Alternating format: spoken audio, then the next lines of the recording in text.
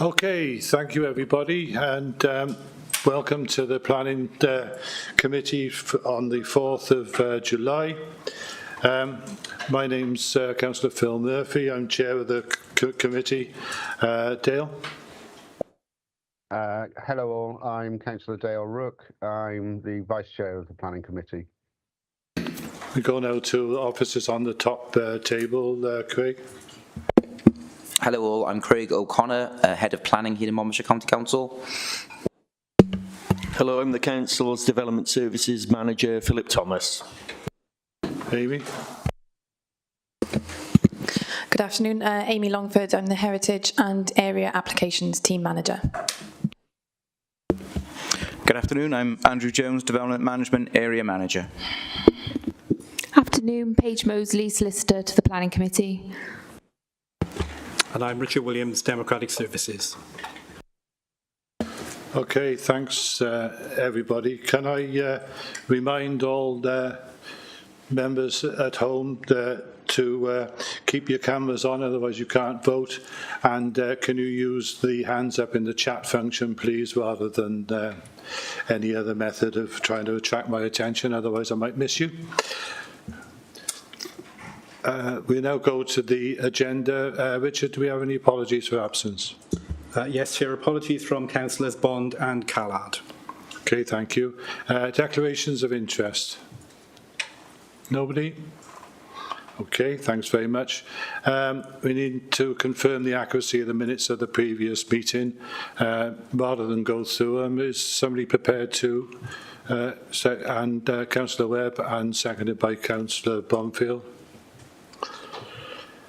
Right, we'll move on now to the planning applications, and we're going to deviate from the printed agenda. And the first one we're going to look at today is agenda item 4.5, which is application DM 2023/00550. It's the retention and completion of a proposed first floor rear extension on Celebration Cottage, Candy Road, Pontier. The officer presenting is, is Andrew Jones. So, Andrew.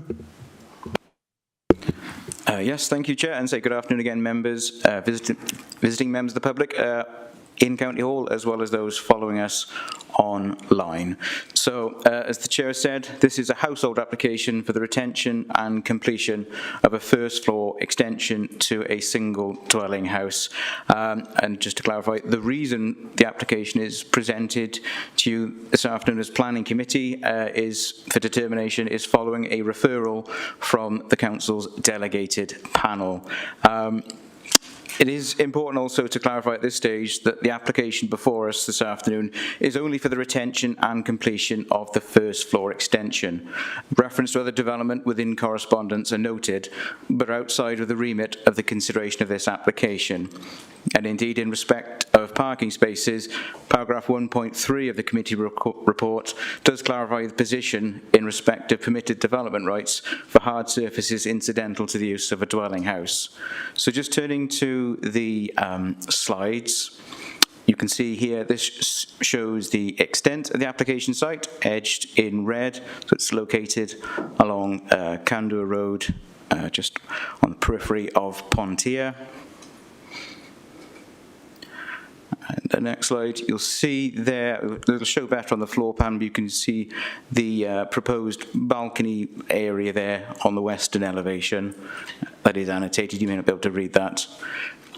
I will just go through the remainder of the slides. So, as members will have seen, obviously of those on site yesterday, as well as through photographs, etc., that have been circulated. This was the existing dwelling, but you will have noted that works have commenced. So this existing drawing shows the dwelling as it stood prior to that, to the north and western elevations. So these are the elevations to complete the first floor extension. showing the north elevation and then the western elevation where the balcony area that I mentioned earlier, and then there's 3 dormer windows at first floor level as well. Again, similarly, obviously, as I'd noted earlier, this was the dwelling as it stood prior to works beginning on site, so that was the existing dwelling as it stood.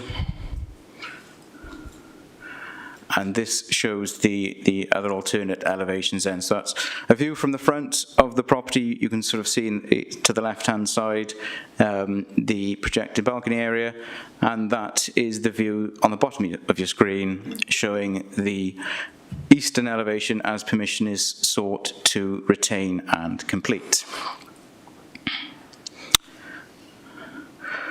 So those were the floor plans. You can see there the sort of clear L shape of the building as it was, and then the next slide will show you the proposed plans that are seeking planning permission this afternoon.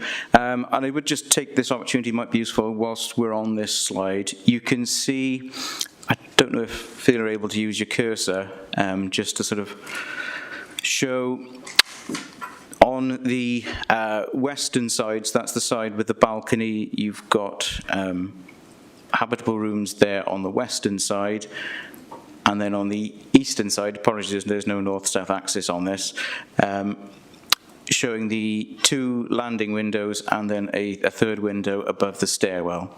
But just point that out as we were on that slide. So the next slide. So this is the volume calculations that would take place as a result of the development, and I'll refer back to those in due course. And these are some views there. So that was taken looking down towards the rear of the dwelling, both prior to any works commencing. Taken just at, say, one much closer to the dwelling and one set further back, back into the rear garden area looking towards the dwelling. So the image you can see on the right-hand side is the front of the dwelling, and then the image on, you can see there on the right-hand side, is stood if one was stood to the east side of the property, looking towards the rear of the site. This may be more familiar to members that were on site yesterday. So again, this is stood looking to the rear of the dwelling on the left-hand side with scaffolding in place, and then the view on the right is looking directly towards the rear of the boundary of the garden curtilage. Okay, so in terms of principle initially, I think it's key to clarify in consideration of the extension that the site is within the open countryside, and as such, policy H6, titled Extension of Rural Dwellings, is applicable in this instance for our consideration. Now, the aim of this policy is clear. It sets out that it seeks to protect the character of the countryside, and as such, extensions to dwellings outside village boundaries should be modest and respect or enhance the appearance of the existing dwelling. Now, further guidance in respect of this policy is also set out within adopted supplementary planning guidance, which I'll refer to as SPG from here on in. The SPG provides important clarity on a number of issues, first of which is that it sets out in terms of defining the existing dwelling and at what date this is taken from. And indeed, paragraph 9.2 of the SPG confirms that the existing is taken to be the habitable accommodation of the dwelling as it existed on the 22nd of June 2006. For reference, this is the date that the UDP, the old Unitary Development Plan, was adopted when a policy equivalent to our current policies H5 and H6 first became operational. So to confirm, whilst it is noted that works have commenced, that there hasn't been extension to the dwelling post 2006. Therefore, the first floor extension for which permission is sought would represent an increase of volume of approximately 24%, and we saw the calculations for that earlier. That's 24% taken above the existing dwelling as it stood on in June 2006. And that would accord with the guidance, and it is guidance, that the SPG sets out of up to 30%. And whilst it's noted that the property it's of considerable age and has been extended previously throughout its lifetime, those additions precede the existing date that is confirmed by the SPG, and therefore be directly contrary of the guidance within the SPG, and unreasonable to include extensions built historically at the site for the purposes of volume calculations under policy H6. However, in terms of visual impact and the aspirations and targets of the policy, as you'll have seen in the committee report, numerical compliance with the volume parameters set out in the SPG is not in itself sufficient to fully comply with the aims of policy H6.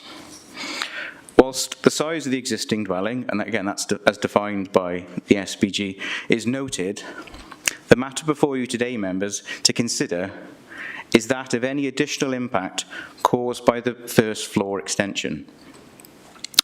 Now, as detailed in the committee report, officers are satisfied that the design, scale, materials, and proportions of the proposal are acceptable and comply with policy H6.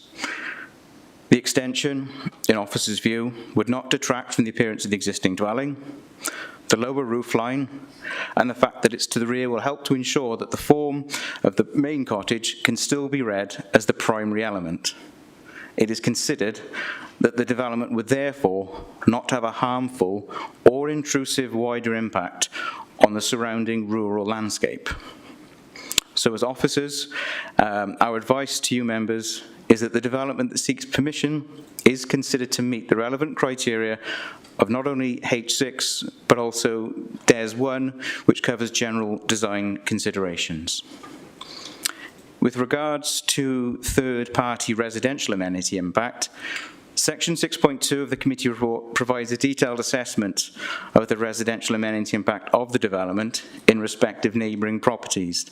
And whilst I do not wish to repeat the analysis set out within Section 6.2 of the report, it is pertinent to discuss the impact on the closest neighbouring dwelling, which is to the east, known as the cottage. And firstly, it's important to note that officers acknowledge that in rural locations, such as this, development is less dense, and the predominant character of such areas can exhibit greater separation distances.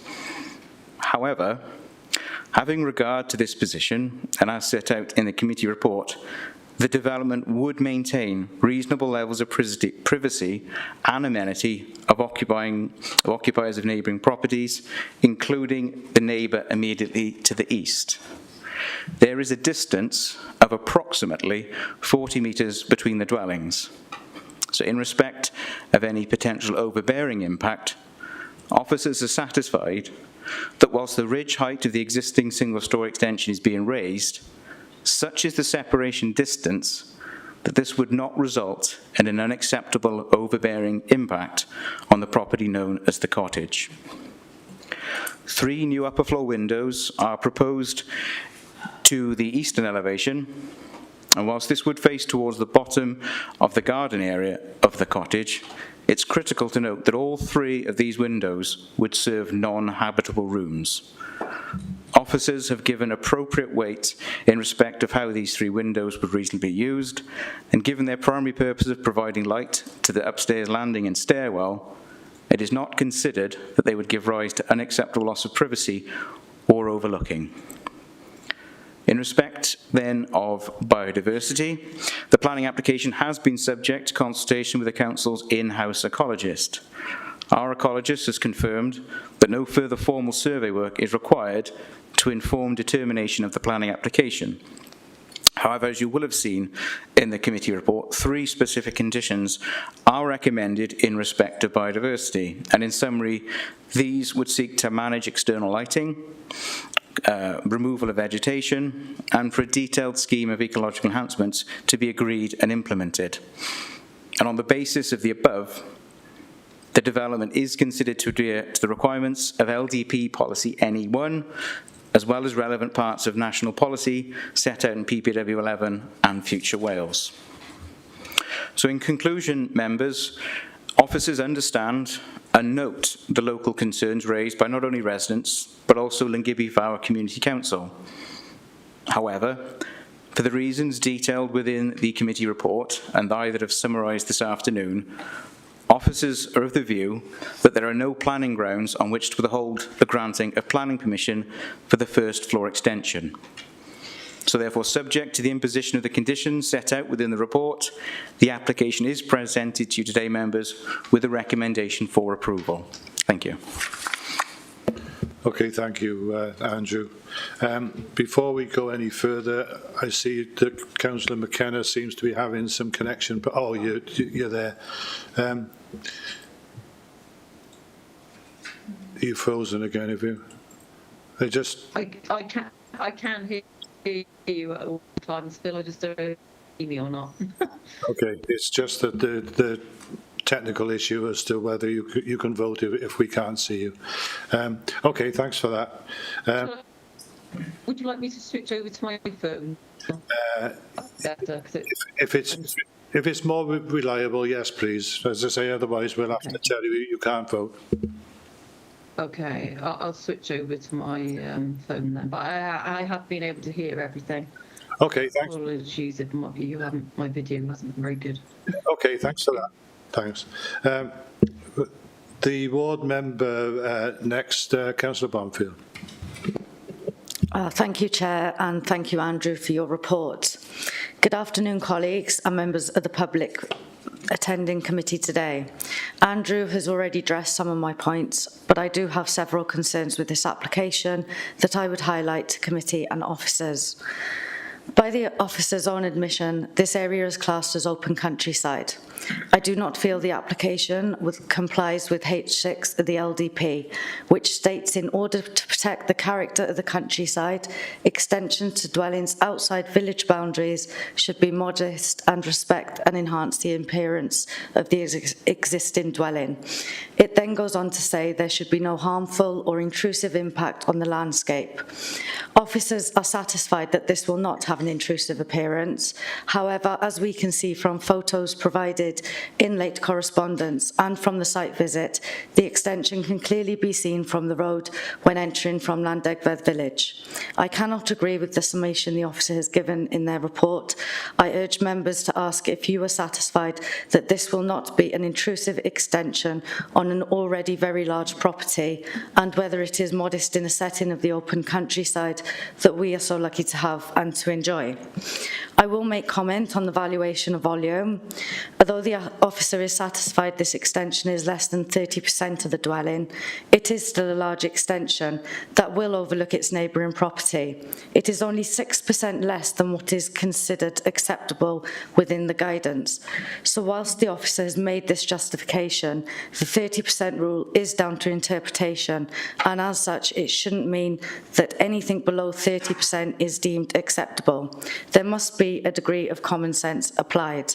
It is also arguable that this application does not comply with the wording of H6, which aims to avoid overextension of existing rural dwellings and the adverse impact this has on the character and appearance of the open countryside.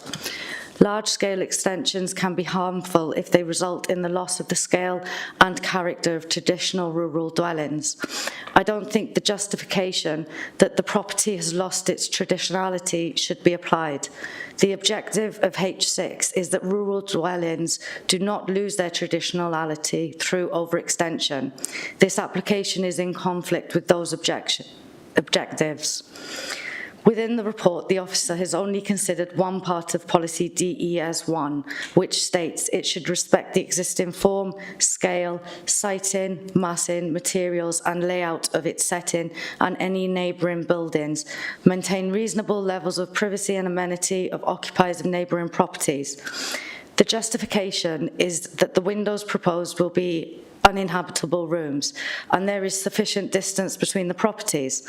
However, I would argue that these two properties already have an issue with overlooking, and approving this application will exacerbate this. It shouldn't matter if windows are for uninhabitable rooms. We can't say where people are going to stand or gather. These properties are not a conventional setup, and again, a degree of common sense has to be applied when we are considering unconventional applications. The LDP and SPG are guidance for officers to use against normal settings. I cannot agree that this is compliant with policy EP1 of the LDP, which states amenity and environmental protection development, including proposals for extensions to existing buildings, should have regard to the privacy, amenity and health of occupiers of neighbouring properties. The policy then goes on to say development proposals that would cause unacceptable risk or harm to local amenity, health or the character of the countryside will not be permitted unless it can be demonstrated that measures can be taken to overcome any significant risk to air pollution, light pollution and noise pollution. The officer's report does not adequately cover noise and light pollution that the neighbouring property will suffer should this application be approved. The officer has made the justification that the first floor extension will not give rise to unacceptable noise. However, the extension is just one part of this application. There has been no consideration regarding the car parking spaces. I understand that this is allowed under permitted development, but it is still part of this application, and as a committee, we still have to give consideration to the effect this will have on neighbouring properties. Obviously, cars go in and come in throughout the day and night is going to generate extra noise pollution and light pollution, given its close proximity to the cottage. It will undoubtedly cause annoyance and loss of amenity for the neighbouring property. I would also refer members to Planning Policy Wales 11, which does address noise and as a national policy framework must be complied with. PPW 11 recognises in 6.7.3 that problematic forms of sound are generally experienced as noise pollution and can affect amenity and be prejudicial to health or a nuisance. It then goes on to say lower levels of noise, however, can still be annoying or disruptive and impact on amenity, and as such should be protected through the planning process wherever necessary. The planning system must protect amenity. As the car parking spaces do form part of this application, I think members can be satisfied that this is not compliant with PPW 11 or EP1 of the LDP. It is, however, welcome that in Condition 4 an ecological enhancement plan will be submitted, but I don't think this goes far enough to ensure that there will be a net biodiversity gain, as the hard standing will obviously compact the ground. I would have wished to see a root system plan for the existing well-established trees, so as to protect them from ultimately dying due to the ground being compacted. Without this, I don't think the application is compliant with PPW 11, which aims to enhance biodiversity. There is already adequate parking at the front of this property, so I think we must consider contextually the overdevelopment of this site in the open countryside. With my concerns in mind, I cannot support the proposals as it stands, as I don't feel it's compliant with our own policies or those of national policy. Thank you. Thanks very much. Andrew, do you want to respond to those points now to get them cleared out? Thank you, Chair. Yeah, we can. Some of these points may come back up later, but yeah, would be a useful point to run through some of the points that Councillor Bromfield has raised. In terms of the policy H6 compliance and the words used specifically within that policy in terms of the modesty, respect, enhance, and say that crucially it's the contributions that dwellings make to wider landscape character. whilst obviously officers fully respect members and third parties' view in this sense, the fact, and the comment was made that it can be seen, was the fact that something can be seen does not make it inherently unacceptable or harmful to landscape character. The increase in development is simply the first floor addition, and what is the visual impact of that in the wider context? And yes, the supplementary guidance in its volume guidances are just that. They are just guidance, but they're a useful gauge for what would be considered modest to ensure that, say, further extensions beyond dwellings taken in 2006 that could have potential harm. So I think the point is we don't feel that, yes, it can be seen from probably several public vantage points in itself is not, that the test of the policy is if it can be seen, it's unacceptable. It is the increase in volume of that particular property in its setting and how that affects the landscape character at a wider setting, and our view is that impact, that additional impact created by the extension is acceptable. In terms of privacy matters, in terms of the degree of overlooking that has been stated is already there and that would be exacerbated. The report, and I did cover that in the presentation, that the sort of privacy distance we are talking about, like I said, the figure is approximately 40 metres between properties, is far in excess of the sort of general guidance.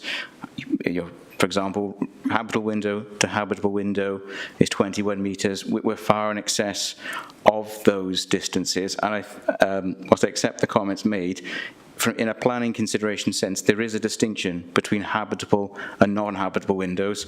And whilst this isn't infill development, we do have similar relevant guidance set out in infill development SPG. Again, that message is clear there in terms of distinguishing between habitable windows and non-habitable. In terms then of noise, air and light pollution, works that are carried out under permitted development, in this case what we're referring to is the creating of hard surfacing to provide parking spaces incidental to the use of the dwelling. The area in question is to the rear of the dwelling, it's not forward of the principal elevation. And aside from this application, the applicant would be entitled to exercise permitted development rights for a greater area of hard landscaping, gravel, paving, whatever it might be, unrestricted by some of the conditions for permitted development to hard surfacing to the front of the dwelling. So in the planning balance, that is pertinent to say, and I say simply that is not, those works are permitted development, and the development description here is clear that this is in respect of retention and completion of the first floor extension. The applicant is quite entitled to exercise their permitted development rights elsewhere within the site. And in terms of the noise and air pollution generated by the actual development from which this application is seeking consent for. Of course, there'd be a certain amount of disruption during construction works in terms of noise, as is typical of any household extension. But in terms of longer-term light, nuisance or air pollution caused by the development, this would still remain, in a planning land use sense, one dwelling house. And the first floor extension is not considered to exacerbate or intensify that use to such an extent that it would cause harm. Any nuisance caused from the site and its lawful use as a single dwelling house that was unreasonable or caused noise nuisance would fall to the Council's Environmental Health Department to consider unreasonable behaviour and statutory noise nuisance. And finally then, in terms of compaction of the ground and the trees in respect of, like I say, the works that sit within permitted development, the site's not within a conservation area. None of the trees are protected via individual or group TPO. And therefore, whilst these are outside of the planning application, I would just state that they are not afforded protection. And as I said, the applicant is quite entitled to exercise their rights to carry out hard landscaping works to the rear, completely divorced from this planning application. So hopefully I've covered the points raised. I'm sure there'll be more as the discussion goes, but hopefully in terms of those immediate points, I've covered those. Yeah, thank you, Andrew. And I know we normally wait until after everybody's spoken before we call the officer back in, but there were so many points there that could impact on what the other speakers are going to say. I thought it was worth clearing those up now. We've got nobody from the town or community council, so we have an objector who has registered to speak, Steve Baldwin, which I understand you're going to speak from the position you're in now. I'm happy to do so, yes, thank you. First of all, thank you for affording me the opportunity to address Council this afternoon. That is hugely appreciated. There are a couple of points I would like to make in regard to this particular application and the impact it has not just on myself but on the community which my family have lived in for a couple of 100 years. Personally, my family have lived here for 300 years, give or take the odd decade, and I've been here all my life. It was my grandfather's house and I have undertaken renovation work on it in the past 4 years. I purposefully sought to keep the property of an appropriate size to the plot in which it is located and to use appropriate material. Celebration Cottage, on the other hand, during my lifetime alone, has had no less than 4 extensions, many of which have more than doubled the size of the property. And whilst that may be outside the date in which the officer has mentioned previously, I think there is an issue of common sense here and an issue of contextual overdevelopment. If we look at the size of the house as it presently stands in proportion to the plot, in accommodating as well the contextual aspect, there has also been a pool house that has been added in the last 12 months. I ask you, who would want to use this property afterwards? Most people wanting a rural home would expect it to have some form of garden and not be covered in concrete. Whilst I take the officer's point that it would be within permitted development to cover the site with any material that the owner of the property saw fit, that would not address their right to how they chose to use it, and I would be mindful of that. The history of this application is not straight, nor is it straightforward. The previous application for this was subject to a judicial review, which caused me extreme stress and loss of work time. The application was put forward to a judicial review for the points noted with the consent orders submitted today, which were not just procedurally based, and Monmouth Council chose not to defend that for a range of reasons. The impact and character is one that will impact the local countryside. It is not purely the fact that it can be seen from the road, it is about the green and verdant landscape in which my family have lived for 300 years. No other house in the area has been extended to such a ridiculous proportion, and again, this speaks to common sense, I feel. Contextual overdevelopment is the key here, and it is hard for me to live by the side of this that my grandfather lived with. I'm sorry, this is a huge issue for me and has caused a huge amount of distress. The impact on my amenity and noise, it will impact me. If there are cars coming past my lounge and my reception at all hours of the day and night, it's not just the noise of the vehicle, it's the noise of the attendant, light pollution, people slamming car doors, and the closing of engines, of doors and noise. I would suggest to you that as the property already has and is able to accommodate 3 if not 4 parking spaces and could already accommodate a further 2 more as the previous occupant had done. 1 minute left, Steve. Thank you. That there would be, what is the marginal benefit of having 3 more parking spaces at the rear of the property which would damage my amenity so substantially?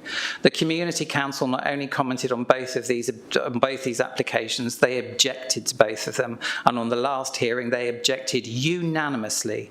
The Community Council are people like me who live in these communities and know what it's like to live there and see them slowly eroded by unreasonable development. There has to be a call for common sense on these things. The situation, as I said, has been extremely stressful, and I would also question that, bearing in mind the first application was handled by the same team who are handling it now, I would wonder with all sincerity as to how impartial they would be to the situation they have been presented with, and whether the desire to be proven right at all cost will cost me. Thank you. Thank you very much, and you must have timed that, because it was exactly 4 minutes. Well done. We now have another speaker registered. That's Mr. Musker, the applicant's agent. Phil.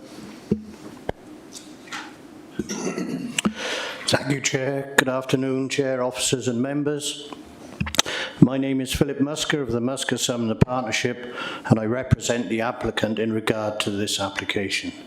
This application has been the subject of extended and detailed scrutiny, and it is my intention only to comment on material considerations that have been taken into account and matters that have been raised during the consultation process.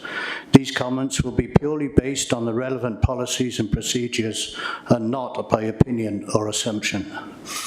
The first material consideration is that of privacy. There are no new windows to habitable rooms within the proposal that are facing the property known as the cottage. Windows within the proposal to the first floor and facing east are at 90 degrees to the rear of the neighbouring property and some 46.43 metres distant. In any event, these are not habitable rooms but only serve to provide light to the first floor landing and stairwell. Due to the acute angle, no visual aspect can possibly be achieved in the direction of the cottage. With the currently adopted SPG, it clearly states under detailed consideration C that a minimum of 21 metres between directly facing elevations with habitable windows should be achieved. In this instance, the only habitable window facing the cottage is within the existing ground floor of the application property and is 40.52 metres distant.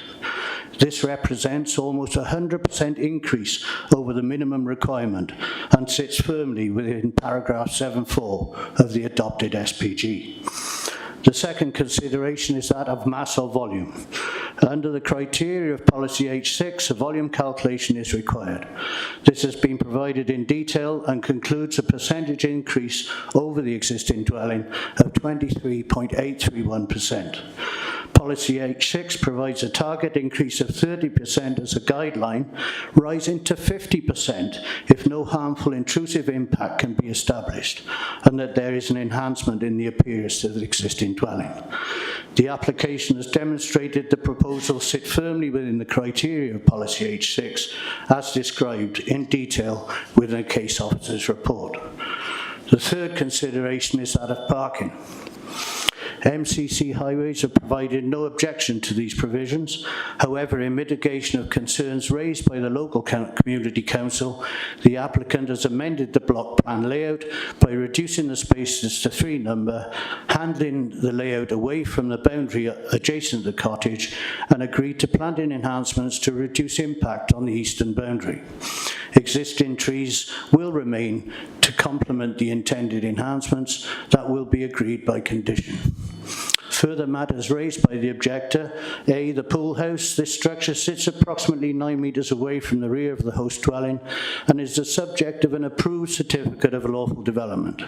In the avoidance of doubt, a measurement assessment has been carried out and concluded this structure sits within the bounds and requirements of its existing approval. However, it must be noted that this matter is separate and distinct from the application before the committee and is compliant with permitted development requirements. B, amended dormer to rear of host dwelling.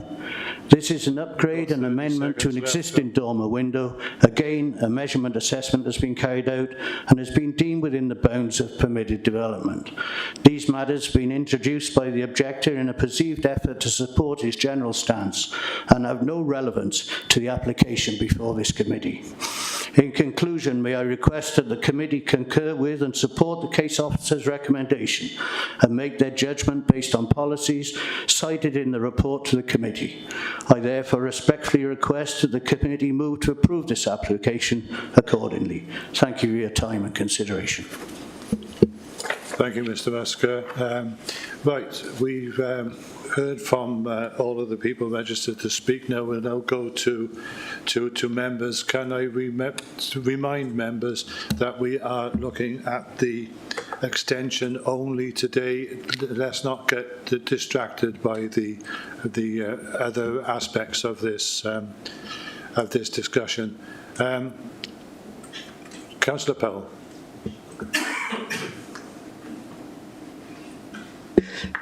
Thank you, Chairman. There's just one or two things that I'd like to point out. I'm afraid I can't agree with my colleague on the left with everything. The one thing is, it was mentioned yesterday, you don't see a great big house like this in the countryside.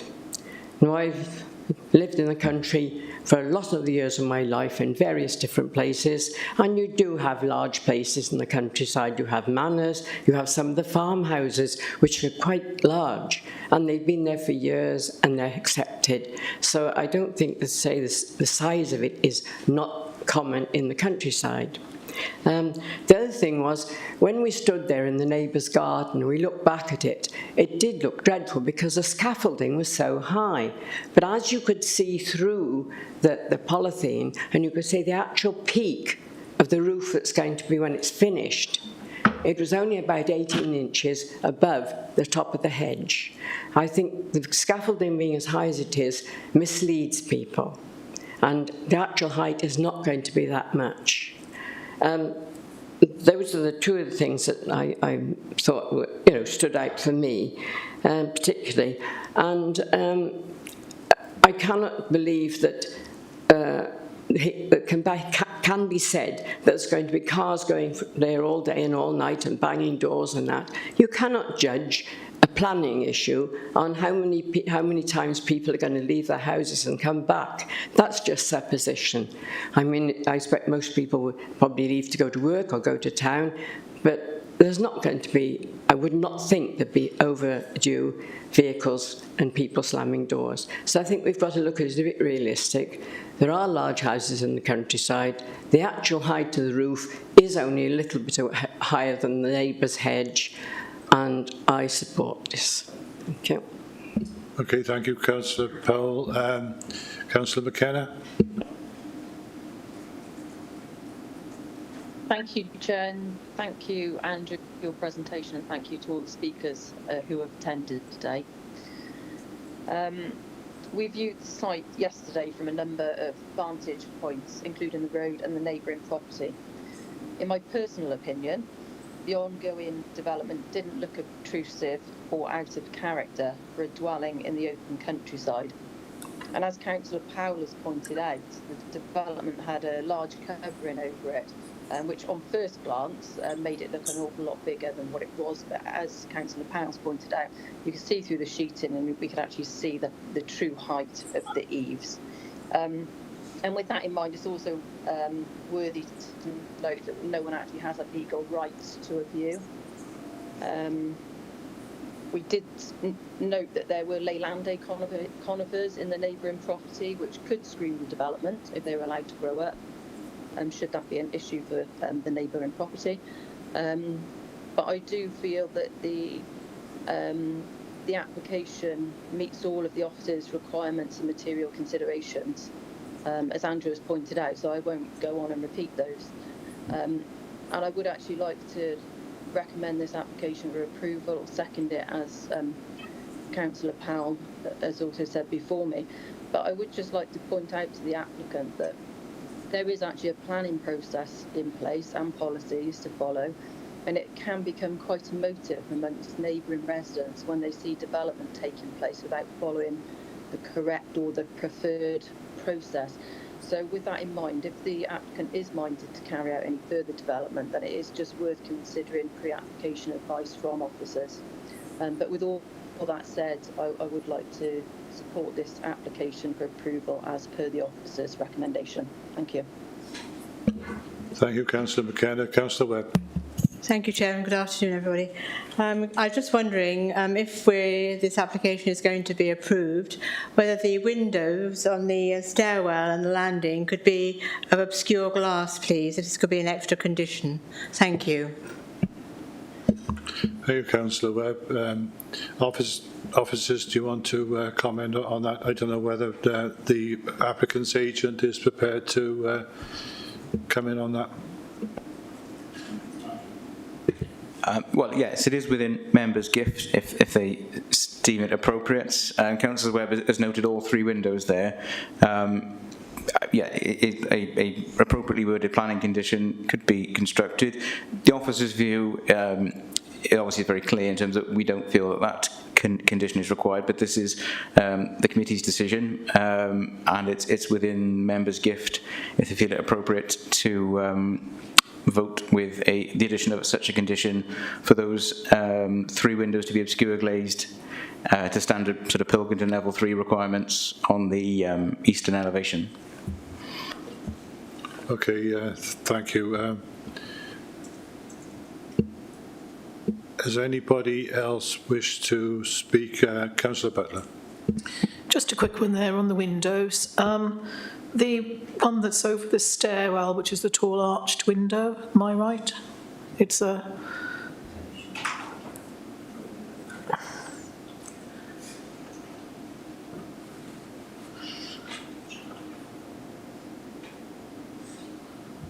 Mr. Muscat, can you turn your mic off, please? Phil? Oh, sorry.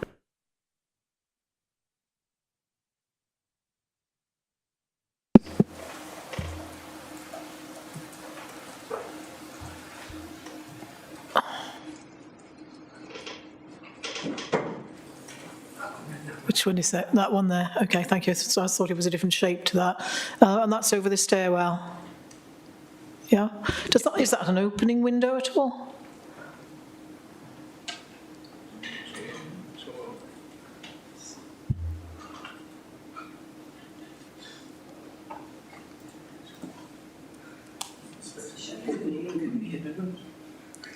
My question is, you know, you can make the windows opaque, but if the window will open, what's the point? That's the point I'm trying to make, really. As it's at the head of a stairwell, we could condition that it's non-opening. Yeah, there are windows lower down as well, aren't there? But they would be obscured by the hedge anyway. Yeah, that's the only point I wanted to make. I mean, you know, is there much point if you can't open the window? Thank you. No, thank you, Councillor Butler. That is a very pertinent point to make. This sort of condition is used, you know, it's a fairly common condition for residential extensions in that sense. And yeah, the condition could be worded so that the opening was not only obscure glazed, like I said, to sort of the appropriate level, but also fixed pane and retained in perpetuity. So it's a good point that you've made, but that also could be managed appropriately through the wording of the condition. Thank you. I've got nobody else putting their hand up to speak.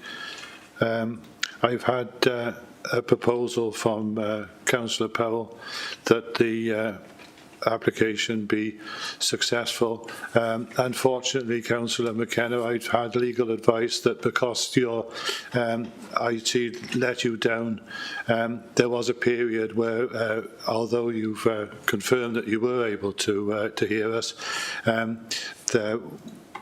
we couldn't see you, so regretfully I'm going to have to ask you not to vote in these circumstances. So can I have somebody else prepared to second the... Sorry? I'm happy to second. Yeah. Maybe we thought just for complete clarity, obviously the officer recommendation is for approval, and as that stands, that's without the additional condition for the obscure glazing fixed pane to those 3 windows. So I think it might be worth just to clarify in terms of motioning that is that as per the officer recommendation, or is that with that additional condition, just for the sake of absolute clarity? That is with the additional. Okay, Richard, can we have the voting function up, please? Oh, you may have put it up because I'm on hands up at the moment. No. Okay, in that case, can everybody vote no, please?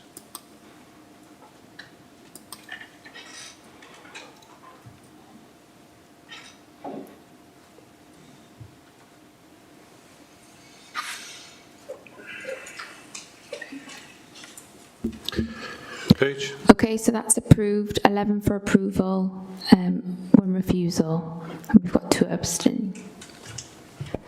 Okay, thank you.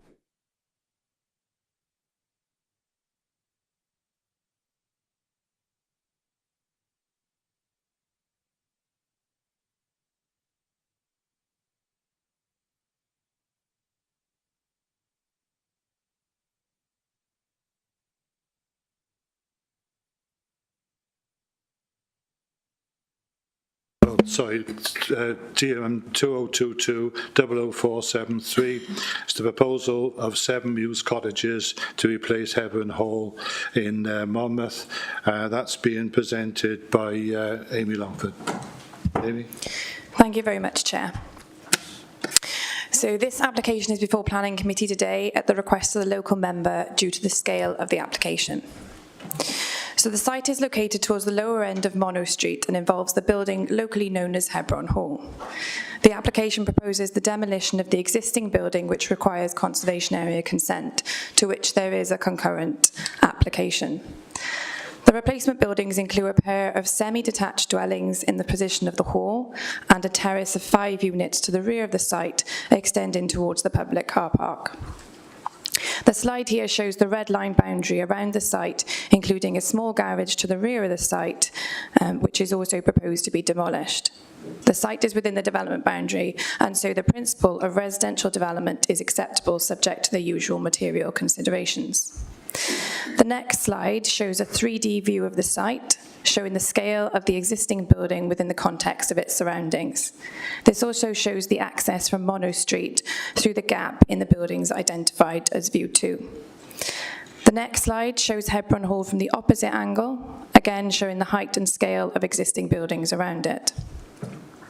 The following slide shows the existing elevations of Hebron Hall and the existing ridge heights. Note that the existing building has a ridge height of 11.7 metres and eaves of 8.6, with the adjacent building to the rear, the nursery, being 9.2 metres in ridge height, and the commercial building to the south of 6.9 metres. The next slide shows more details of Hebron Hall. So to clarify, the chapel is not listed, however, it is within the conservation area, and it is identified as making a particularly positive contribution to the character of that conservation area, as identified in the Monmouth Conservation Area Appraisal, which was adopted as supplementary planning guidance, and therefore is a material consideration. However, the SPG was written in 2013 and adopted in 2016.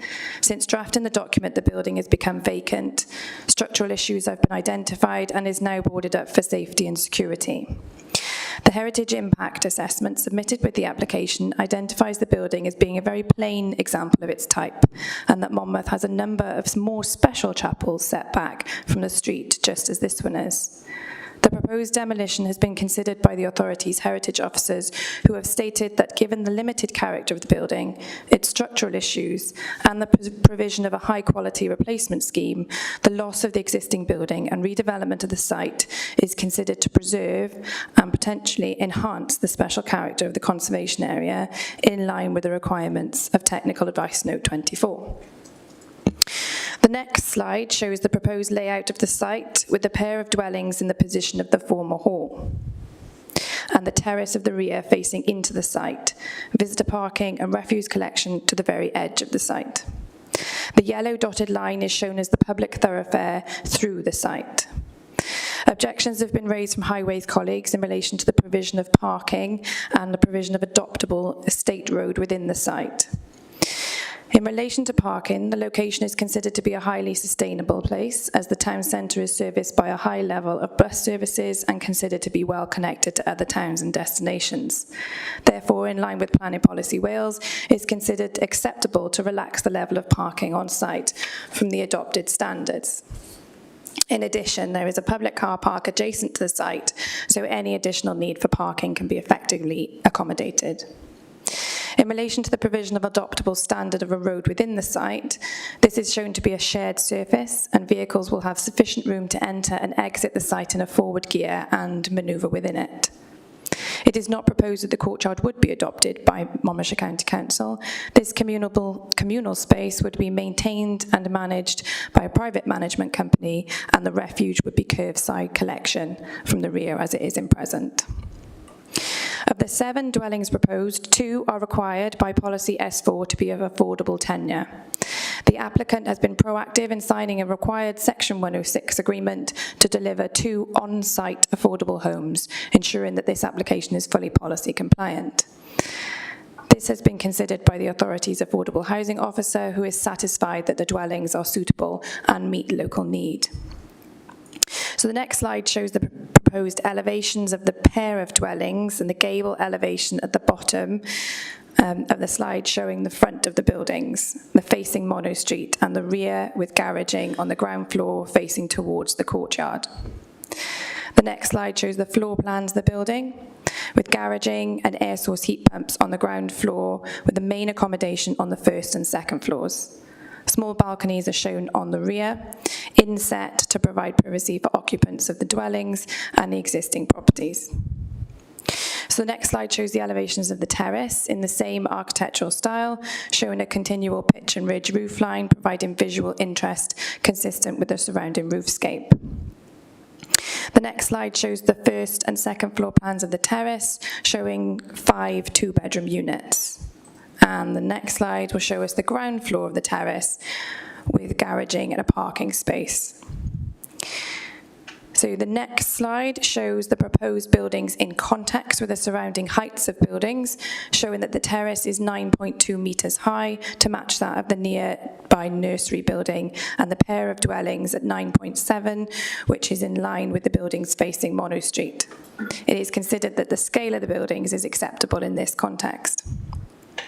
The next slide shows some 3D visuals of the proposed dwellings, with the top left showing the views looking through the entrance to Mono Street, and the top right, there we go, a bird's eye view of the landscaping through the public thoroughfare through the site. The bottom then shows the proposed buildings in context with all of the buildings around it at the rear of the site. This shows the scale of the existing buildings surrounding the proposed dwellings.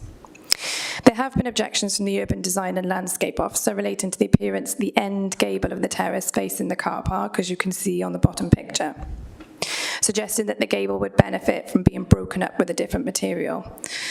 So whilst this might be of benefit, it's not considered that the elevations as proposed warrant refusal on design grounds, and there is an acknowledgement that there are limited opportunities for GI in the scheme. However, what has been incorporated is welcomed. So the next slide shows us the separation distances between the proposed and the existing buildings. To the front of the pair of dwellings, there is 11 metres between the front and the proposed and the rear of the existing. This is less than normally required. However, the current situation must be taken into consideration in terms of a higher than normal level of overlooking, given the tightly packed, dense urban environment, and that these buildings are adjacent to flats at the rear of Mono Street. In addition, it's important to note that the existing situation where the current hall is actually closer to the existing flats than the proposed pair of dwellings. In addition, windows to the front elevation of the pair of dwellings are proposed to be obscure glazing. To the south, there are increased separation distances. These are mainly commercial buildings where overlooking is less impactful. To the north, there is 9 metres between the terrace and the existing nursery building. But again, this is a commercial building and faces the side of the terrace with the main aspects to east and west. Given the dense urban environment and the current level of visibility, this is not considered to be sufficiently harmful to warrant refusal. Also to the north is the terrace of Howells Row. This is a terrace of residential 2-storey properties. There is 24 metres between the front elevation of the proposed existing, and so this is considered to be appropriate and meets the guidance set out in the supplementary planning guidance relating to infill. Concerns were raised from the Environmental Health Officer in relation to noise and requested a noise assessment of the proposals. However, given the urban environment and the mix of commercial and residential properties and the adjacent car park in close proximity to the town's main supermarket, it was not considered necessary. The properties will be constructed in line with current building regulations on sound and insulation, and so this is properly managed through separate legislation. In addition, information has been provided in relation to the potential noise from air source heat pumps, which is also considered acceptable. The next slide shows the flood zones for Monmouth. So the site is outlined in red and within the light blue zone. This light blue zone is the extent of flooding in the event of a 1-in-100-year plus climate change event. As you can see, the site, as well as large parts of Monmouth, will be underwater in this event. The site is within a C1 zone, meaning that it is within an area that benefits from flood defences. Essentially, it is defended from a flood event, which could happen once in every 100 years. But policy now requires us to consider the impact of climate change. It is this 1 in 100 plus climate change event that means that the existing flood defences of Monmouth could overtop and the site would no longer be defended. In this event, the flood data shows that the site could flood between 0.94 metres and 2.1 metres. The next slide shows us the maximum height of flood water in the event that it will extend only to the ground floor and not up to the first floor living accommodation. However, Technical Advice Note 15 sets out what type of development is acceptable in flood zones. It is clear that highly vulnerable development, residential such as this, should be flood-free for the lifetime of the development in the case of a 1 in 100 year event, which, following confirmation from the Chief Planner, includes the effects of climate change, meaning that the assessment is made on the flooding levels of 0.9 to 2.1 metres. TAM 15 states that some developments might be appropriate if the consequences of flooding can be managed to an acceptable level. NRW have responded to the consultation and have stated that they do not feel that the consequences of flooding at the site are acceptable. They state that the development fails to meet the threshold set out within paragraph A114 of the TAM.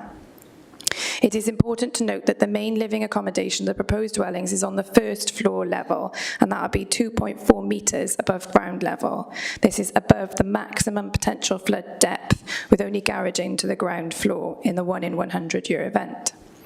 Despite this, the technical requirement is for the whole site to be flood-free, which does include the ground floor of the buildings and that of the site as a whole, for example, the parking and communal areas. Further consideration should also be given to how the site would flood in such an event. The flood consequence assessment submitted as part of the application goes further to show that the rate of inundation, or how fast the flood water would enter the site, is 0.3 metres per second for a 1 in 100 plus climate change event. The depth of flooding and the very low velocity rates results in a low to medium hazard rating for the site during this event, and the map shows the extent of the area flooding to Monmouth Town Centre as a whole. The applicants have prepared a flood response plan setting out how, in the event of a 1 in 100 year plus climate change event, the site and its occupants could be managed to ensure safety to life and property. This includes making full use of NRW's early warning system, which would provide ample prior warning for evacuation. This has been considered by the authority's emergency planning officer, who was satisfied with this approach. Confirmation has also been made from the applicant that the buildings would be constructed with flood defences in mind, so that, for example, all electrical sockets are raised, flood-resilient doors, and including garage doors. Despite this mitigation and management, NRW maintain their objection to the proposals. As the application stands, NRW consider the depths of flooding to be above tolerable levels and are not compliant with the tests in TAM 15.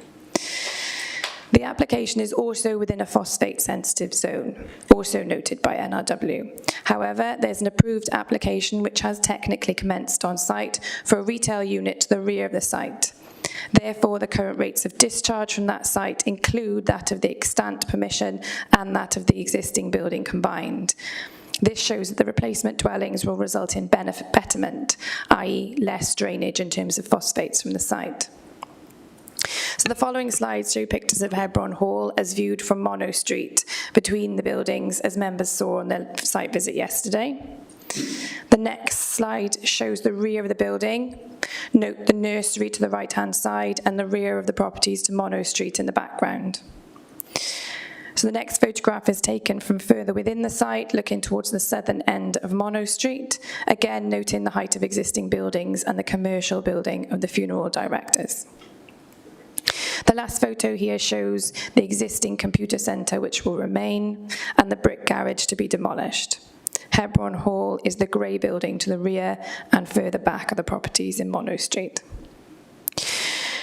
Overall, the proposals represent a high quality and much needed regeneration of a brownfield site within the town centre. This will address issues of antisocial behaviour on the site and improve the quality of the built environment, resulting in an improvement to the special character of the conservation area. In addition, this will provide much needed accommodation with the town centre and the provision of 2 on-site affordable homes, which is unusual on such a small site. The applicant, has already signed the 106, showing the commitment to the provision of affordable housing on the site. The proposals are considered in all other respects to be appropriate to their setting and will make a positive contribution to the vibrancy and vitality of the town centre. It is the depths of flooding that mean the development is not in accordance with the technical requirements of TAN 15, and this is the sole reason for the recommendation for refusal.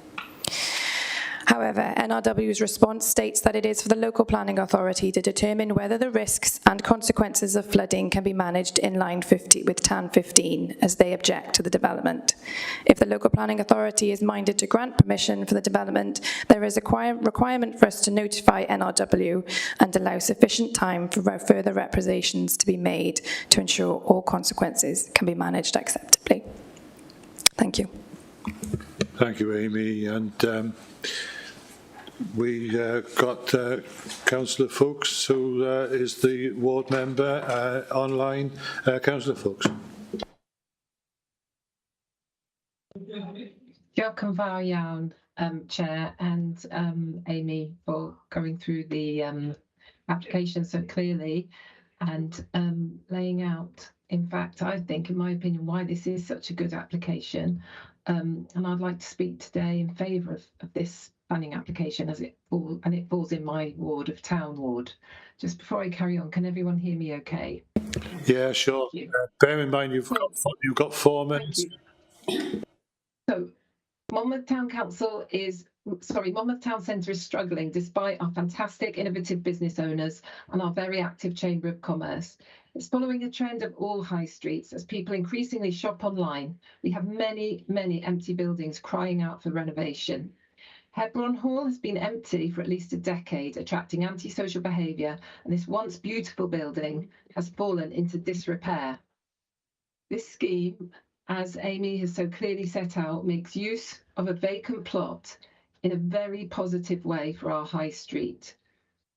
The development has been planned really sensitively, and as I understand it, has support from all its neighbours, or has no objections from its neighbours. It provides housing, one of the priorities of our council. 7 units, including 2 that are affordable housing, which is much needed. It will provide a walkway from Chippenham Field side of town, which will bring footfall to the high street, something that we've been calling for a long time. And I think that NRW are wrong on this occasion. I believe that because, having looked at the plans, I believe TAN 15 has been managed, that the flood rate has been met and the flood risk is managed to an acceptable level. A 1 in 100 year flood risk, I believe, has been mitigated by having that living accommodation on the first floor only. It was shown very clearly in the diagrams.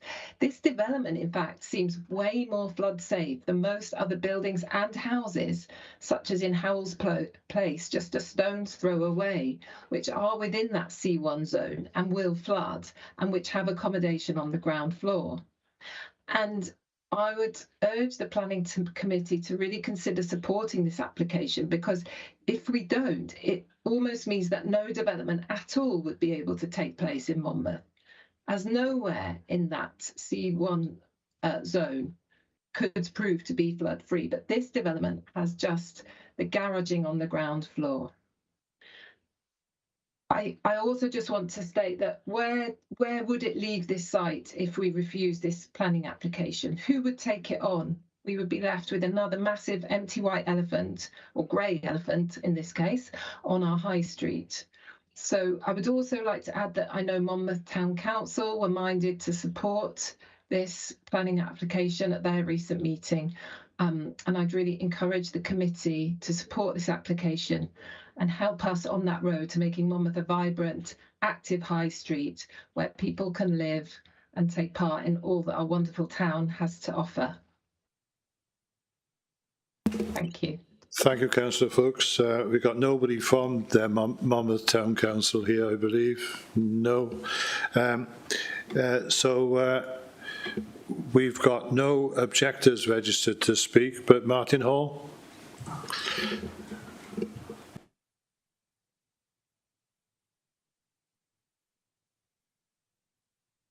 You've got 4 minutes, Martin. Don't forget to switch your mic on and switch it off when you're finished. Thank you for the opportunity to speak directly to you as a planning committee. Hebron Mews proposes an infill development for the narrow brownfield site occupied by Hebron Hall, a chapel that has stood empty for many years. It's a strategically important site which spans from Monnow Street to Waitrose Car Park and beyond that Chippenham Fields. The site presents quite a design challenge, a long, skinny parcel of scruffy land tucked into the historic heart of Monmouth, but it is rich with connections and design possibilities. While our first instincts were to convert the existing building, that proved unviable. After in-depth analysis, we designed a scheme to respond to the site's many constraints. We wanted the result to look unforced and comfortable in its setting. A simple terrace of modern Mews cottages runs along its length, bookended by a pair of properties rotated at 90 degrees with a sightline towards the park. We felt a Mews was a convincing use of the site, introducing a cobbled thoroughfare to provide access for the homes while establishing a new public link from the high street. The buildings use quality brick, a rhythmic roofline and cheerfully colourful doors to create a durable addition to the townscape. We also hope the scheme possesses a degree of charm. Historically, a Mews would provide accommodation for horses and carriages on the ground floor with living accommodation above. In effect, we are proposing a 21st century equivalent, with local amenities a short walk away, enabling a single car per household to be a sustainable proposition. The two-bedroomed homes all incorporate covered outdoor terraces, which connect to open-plan living spaces on the first floor. Bedrooms are placed above on the top story. We designed compact but flexible layouts that create very livable homes, ones we would personally want to live in. 2 of the 7 will be affordable housing. Anyone familiar with the scheme's planning file will see that a number of individual concerns have been raised by specialist consultees. Overall, the planning officers have been satisfied that the scheme provides a well-thought-through and socially responsible solution within Monmouth's conservation area. Over the course of several planning meetings, it was made clear that Hebron Mews would be recommended for approval were it not for an objection by Natural Resources Wales on flooding risk grounds. This bears study. Monmouth's flood defences mean that the site is protected against a 1-in-100-year event. However, modelling a 25% overage to predict for climate change indicates the town's current flood defences would overtop and the proposal site would flood. It is by no means alone. Over 500 acres of Monmouth would be underwater at that point. In the event of overtopping, on-site floodwater has been modelled peaking between 0.9 and 2.1 metres in depth. Crucially, that is well below the 2.45 metre level of the proposed living accommodation. Considered in isolation, garaging and storage have low vulnerability to flooding, making them an acceptable form of development for the site's ground level. Hebron Mews will be far more resilient than neighbouring homes and businesses. Natural Resources Wales make no distinction between the site's use at ground level and upper floors. They categorise the entire development as highly vulnerable and steadfastly object on that basis. This seems overly simplistic and perhaps more concerningly, taking this line stymies any equivalent development within central Monmouth, placing the matter outside any applicant's control. As they are required to do, NRW bring a single issue perspective to this point, insisting that all residential sites must remain flood-free at ground level under all circumstances.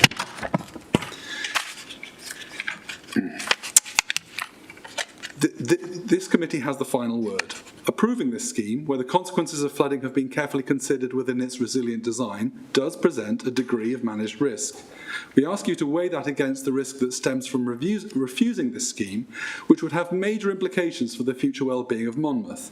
It would, in effect, prevent any infill development across 500 acres of the town's historic heart. Market towns need to evolve with places to live as well as to shop and drink coffee. We ask you to approve this proposal and rejuvenate the site. Thank you, Martin.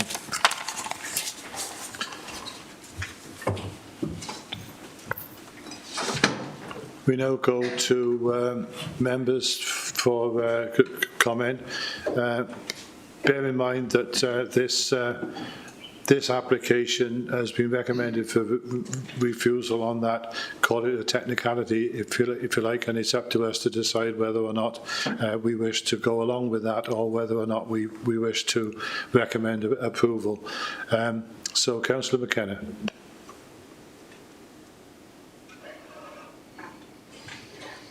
Thank you, Chair. Thank you, Amy, for the presentation, and thank you, Mr. Hall, for coming to the chamber today to speak as well. I would completely agree with Councillor Fuchs's comments. I know that officers have had to put this forward for refusal due to Natural Resources Wales. Ordinarily, this would usually be approved, but I would like to propose that it is actually approved today by members, and I set out my reasons as follows.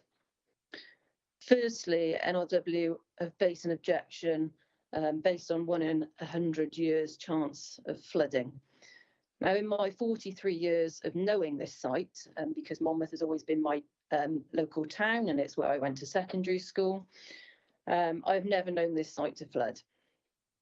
In the case of this application, I think it is very important to consider the two things of balance and common sense. So on balance, it is very unlikely that this site will ever flood, even given the climate change element, and it is further extremely unlikely this site will flood to over 2 metres in height. Common sense would tell you that half of Monmouth, as I already said, would be underwater if this site were to flood. But regardless of balance and common sense, the applicant has mitigated flood risk by designing the living area to be above 2.4 metres, so on the first floor. Secondly, there is a housing shortages, as we all know, within Monmouthshire, and this scheme has the potential to provide 7 new houses within Monmouth. I would also like to stress that the site will have 2 affordable homes, which is obviously, we know the Section 106 has been signed for that. And as previously mentioned, I was educated at the local comprehensive school in Monmouth, and I have many friends who grew up there and went to school there who have had to move out of county to the Forest of Dean, Newport, etc., because they simply cannot afford to buy a property in Monmouth. So for me, this is a really big tick of application. And even more so, just the homes that will be able to be built within Monmouth over the next 10 years due to the local development plan and phosphates. Thirdly, the site is currently dilapidated, as we saw yesterday, and it looks very unsightly. The chapel has structural issues and cracks that we saw yesterday. So any development on this site is likely to enhance it.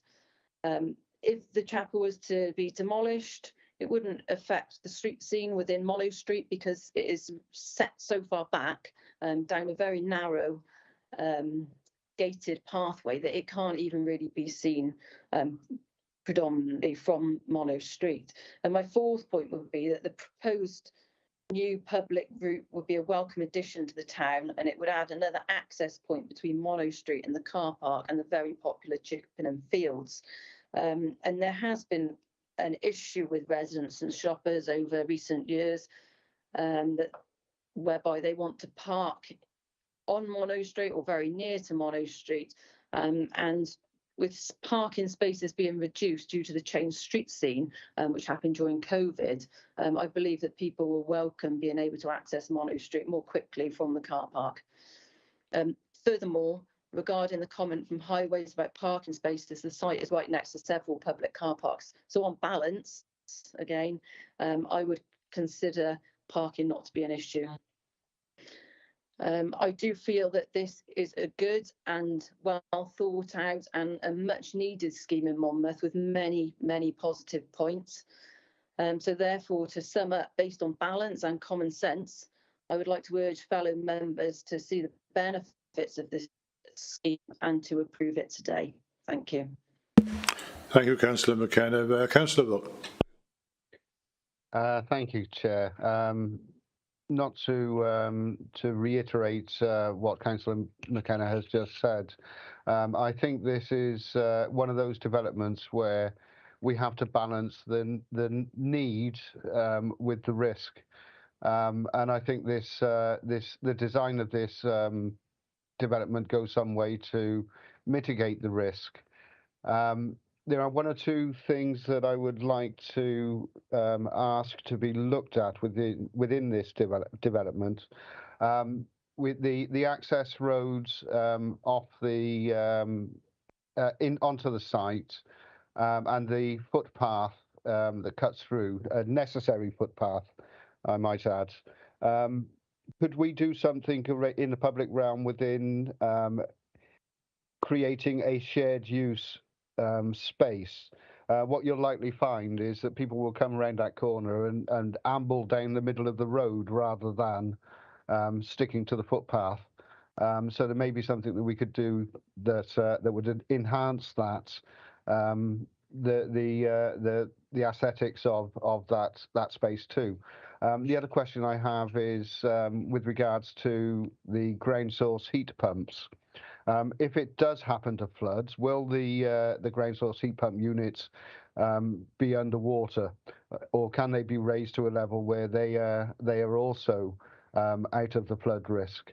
I think it's a necessary development in a sustainable location that I think, even though Natural Resources Wales have raised objections, the developer has shown that he is working hard to try and mitigate all the risks. One other thing that might need to be considered is a lighting scheme within the development, as it's a residential development that has a public footpath that runs directly through it. Might I suggest that we look at some low-level lighting? Thank you, Chair. Thank you, Councillor. Look, we'll go to the end, I think, Amy, before you come back in. Councillor Bryn. Thank you for bringing this to us today. I have a few points I'd like to raise, if that's okay. We appreciate the risks that come with development of a site within this zone. When visiting the location, we discussed the possibility of attaching a condition that prevented future development of the garage spaces as living accommodation to mitigate the potential 100-year risk, and I'm not sure if we can undo that. Might it also be sensible to impose a condition, should the application be passed, that the development should not go ahead until Welsh Water's upgrade to the local treatment works at Monmouth to strip phosphates is in place? I am sure that the inclusion of the much-needed pathway through the car parks and Shippenham Fields and beyond will be a very welcome addition to the High Street. But is it possible to please ensure that the public thoroughfare is suitable for wheelchair users and that the pathway clearly signposts residents down the shared route rather than have them walk in directly close to the garage doors? And finally, can officers please tell us if any of the construction waste materials from the demolished building will be repurposed on site in order to reduce costs, improve sustainability and preserve historical significance? This site has been a part of the local landscape since its construction in 1864. And residents may be comforted to hear that some of the building materials have been upcycled on site and recycled elsewhere locally as far as possible. Diolch yn fawr. Thank you, Councillor Payne. Councillor McConnell. Yes, I think we're all going in the same direction with this, and I won't reiterate other comments. I'm in favour of this application because it's been because it wasn't recommended for the reasons we've rehearsed, wasn't recommended for acceptance. It just leaves that gap about conditions we might want to put on, some of which have been voiced already and which we might delegate, I'm not sure. So concerns us the lighting, any enforcement of any DIY conversions to the garages. We've seen that happen in other places in Gwent. And then conditions about the mitigations for flood defences. So I can see that in the design, but things like doors that seal. I'm no expert, so again, I would want an expert to suggest those conditions that would make sure that all possible mitigations are there.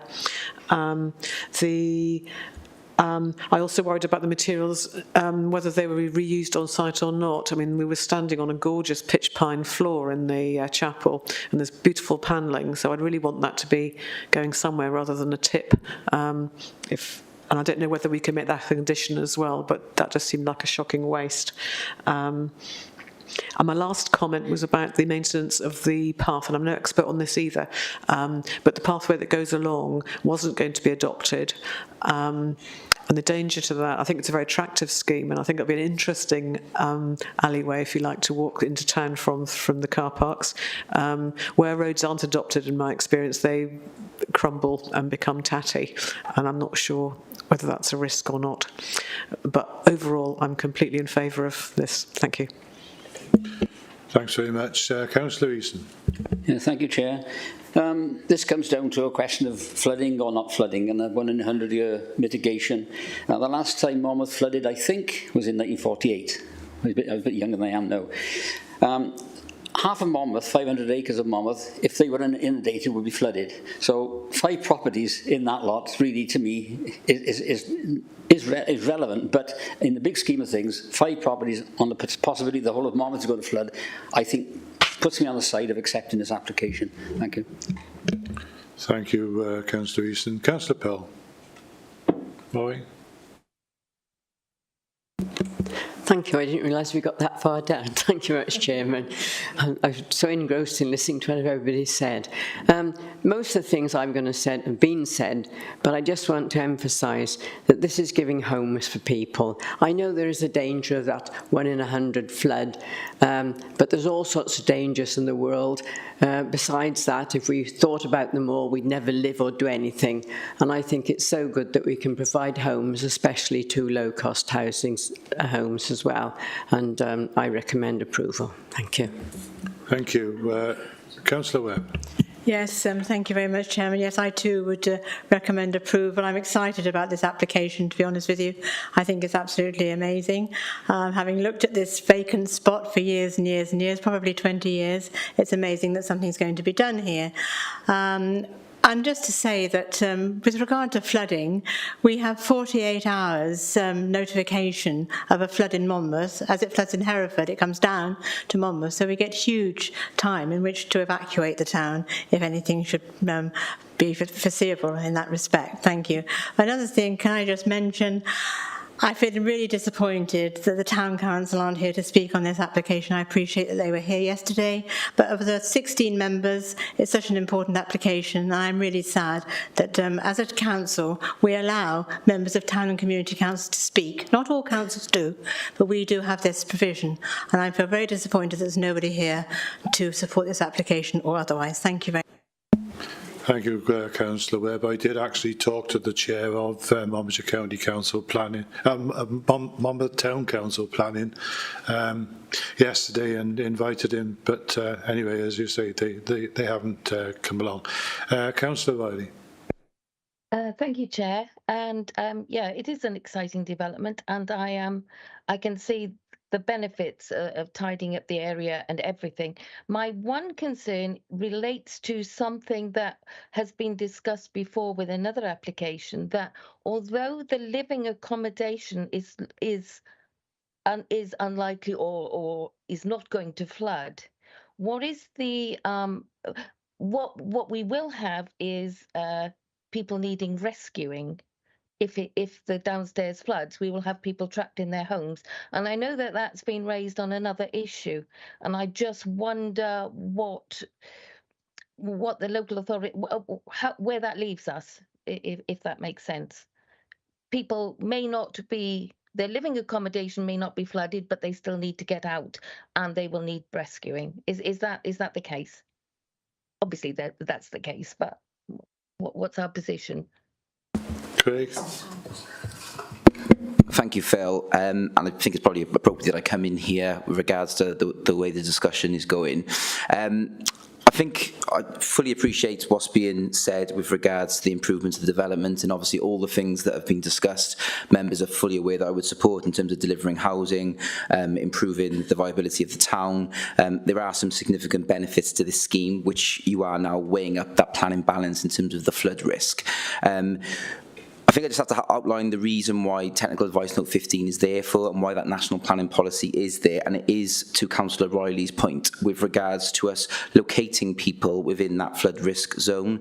It does put additional pressure and additional strain on emergency services in the event of a flood, and that's one of the reasons why the planning policy is there, to ensure that in the time of a flood, the depth of flooding, the velocity of the water is manageable, and those rescue operations can take place. So there is a tolerance limit allowed within Technical Advice Note, and this development unfortunately would exceed that, and that's why it's unfortunate that we have to recommend refusal on this planning application. Now, it's perfectly within Planning Committee's gift to decide to approve this development. That is what the process is there for. It's a democratic process to weigh up and discuss the planning balance, which is what you're doing.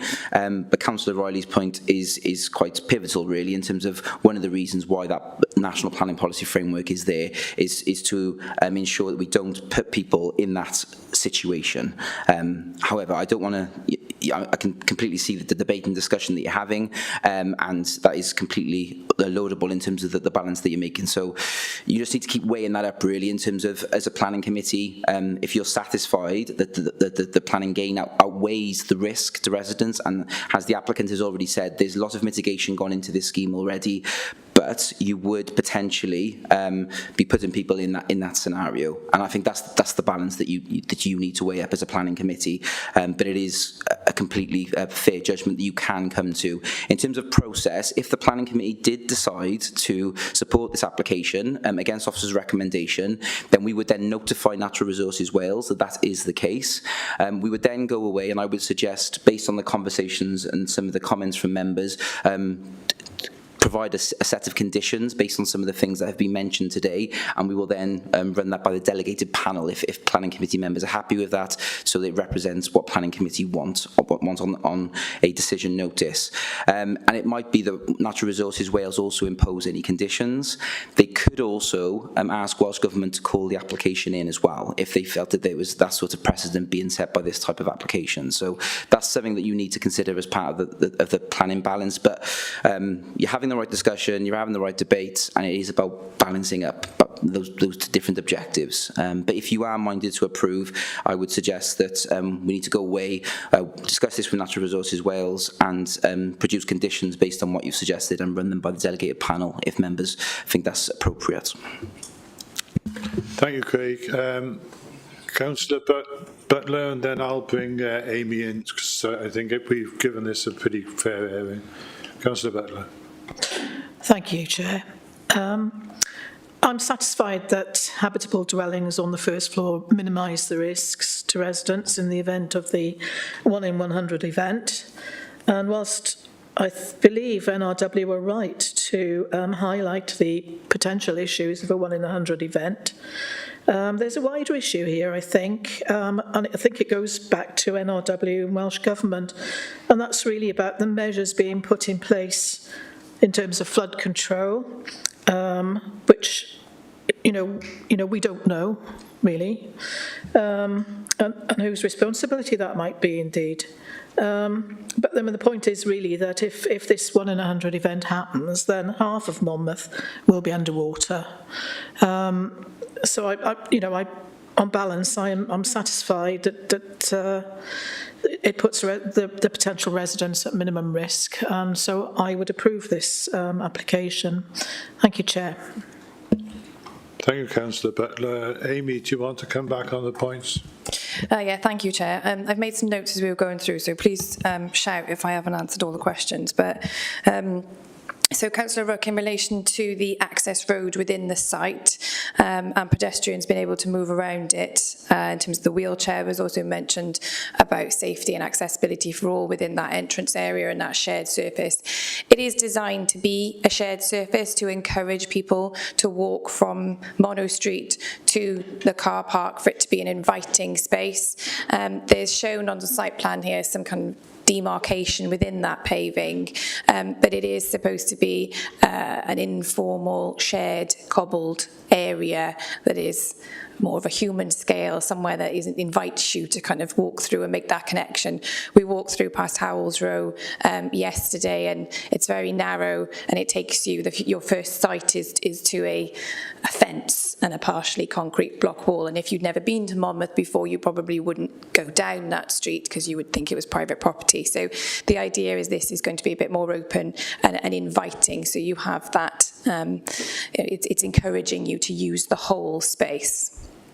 In terms of the garage doors, yes, they'll be up and roller shutters doors that won't swing out then into pedestrians' ways. It's hoped that actually the individuals would be very cautious about who's using that shared space, and we've got 7 units, so we're hoping that that's not going to be too intensive, that shouldn't be able to be accommodated. There was also reference to the ground source heat or air source heat pumps, in terms of any potential damage to them. Could they be at a higher level? They are down low, which means they are screened, and that also provides some kind of noise attenuation to them. If they were up higher, they would be more obvious. Noise might be more of an issue to the occupants or to other neighbours. And I think we are talking about a 1 in 100 year event, so we're hoping really that the lifetime of the air source heat pump would expire before it actually floods. And if it did flood, then I suppose that's an element of there is a certain element of risk to any property in the event of a flood.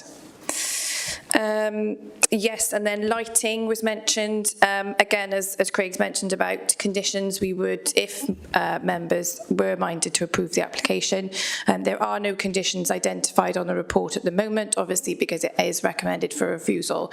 So if members were minded to approve, we would go back to consider a full length of conditions, and that would include ecology conditions, lighting conditions, like a construction traffic management plan.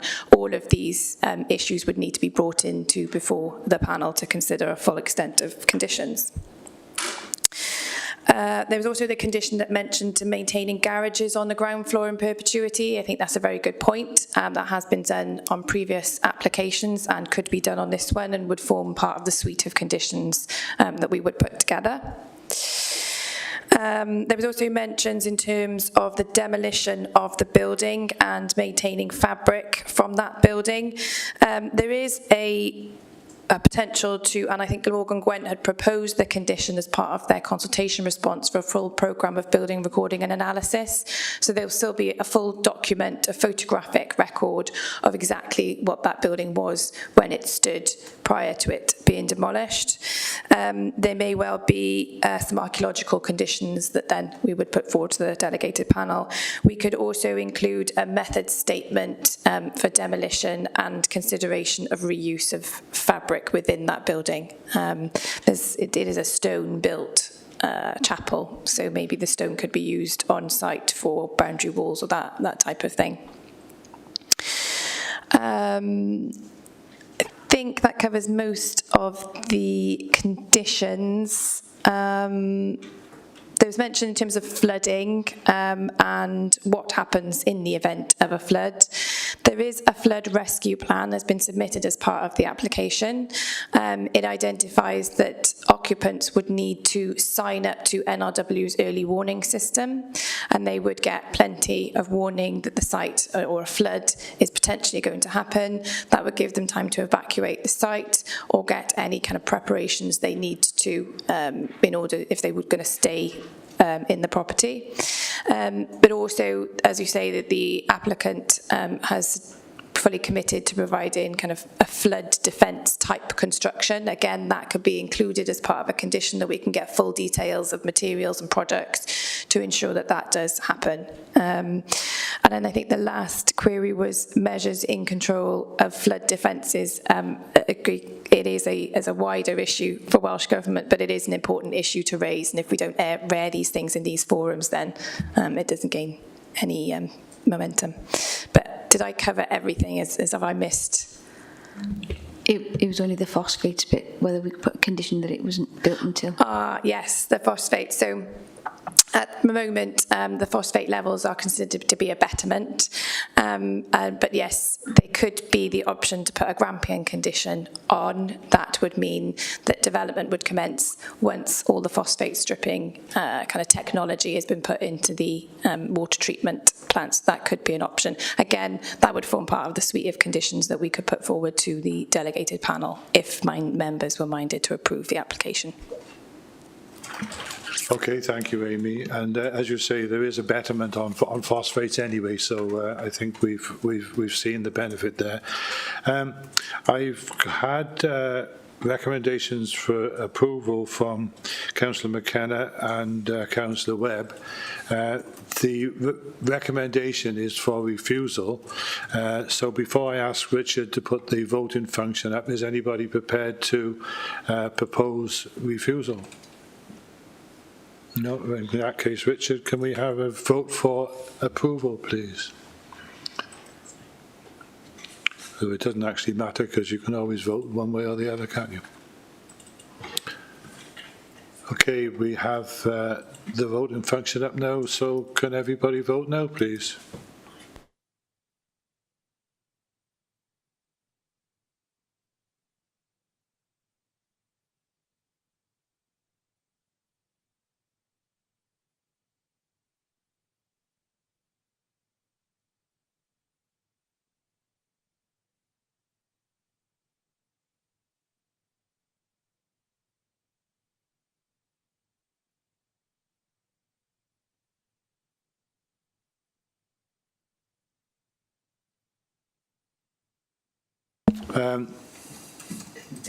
We've got more votes than members in here, so something has happened that shouldn't have happened. So we're going to do it again. All right. So Richard's going to put the. How are you wording this, Phil? For approval of the. Against approval? We are actually wording this for approval of the application. Against the officer's recommendation. So Richard's going to put the vote up again.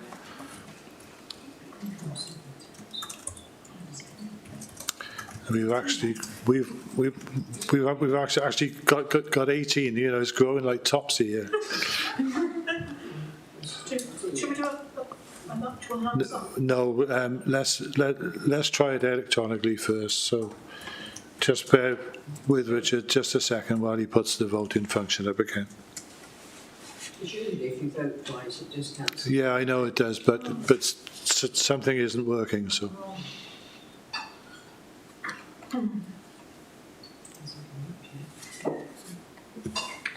Okay, right, so can everybody vote no, please?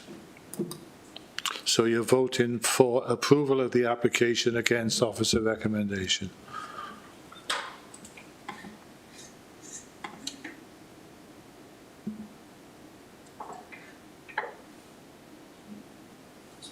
That's better. It should be 14, but no, it's clear. Okay, so that's approved. That's 13 for approval yeah. and 1 abstain. Okay, thank you, everybody. We got there in the end.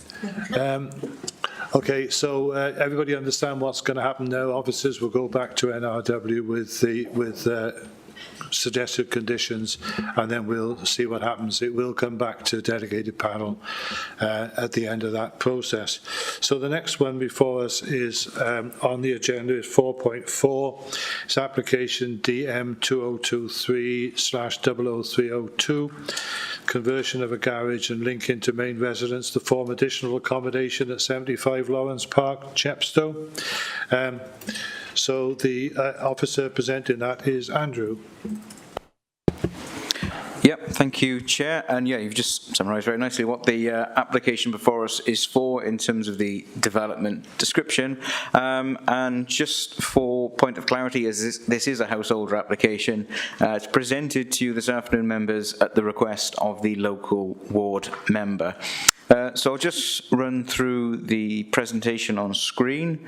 So this shows the application site edged in red there, you can see, probably a better scale on the right-hand side, the existing dwelling house and the detached garage to the left.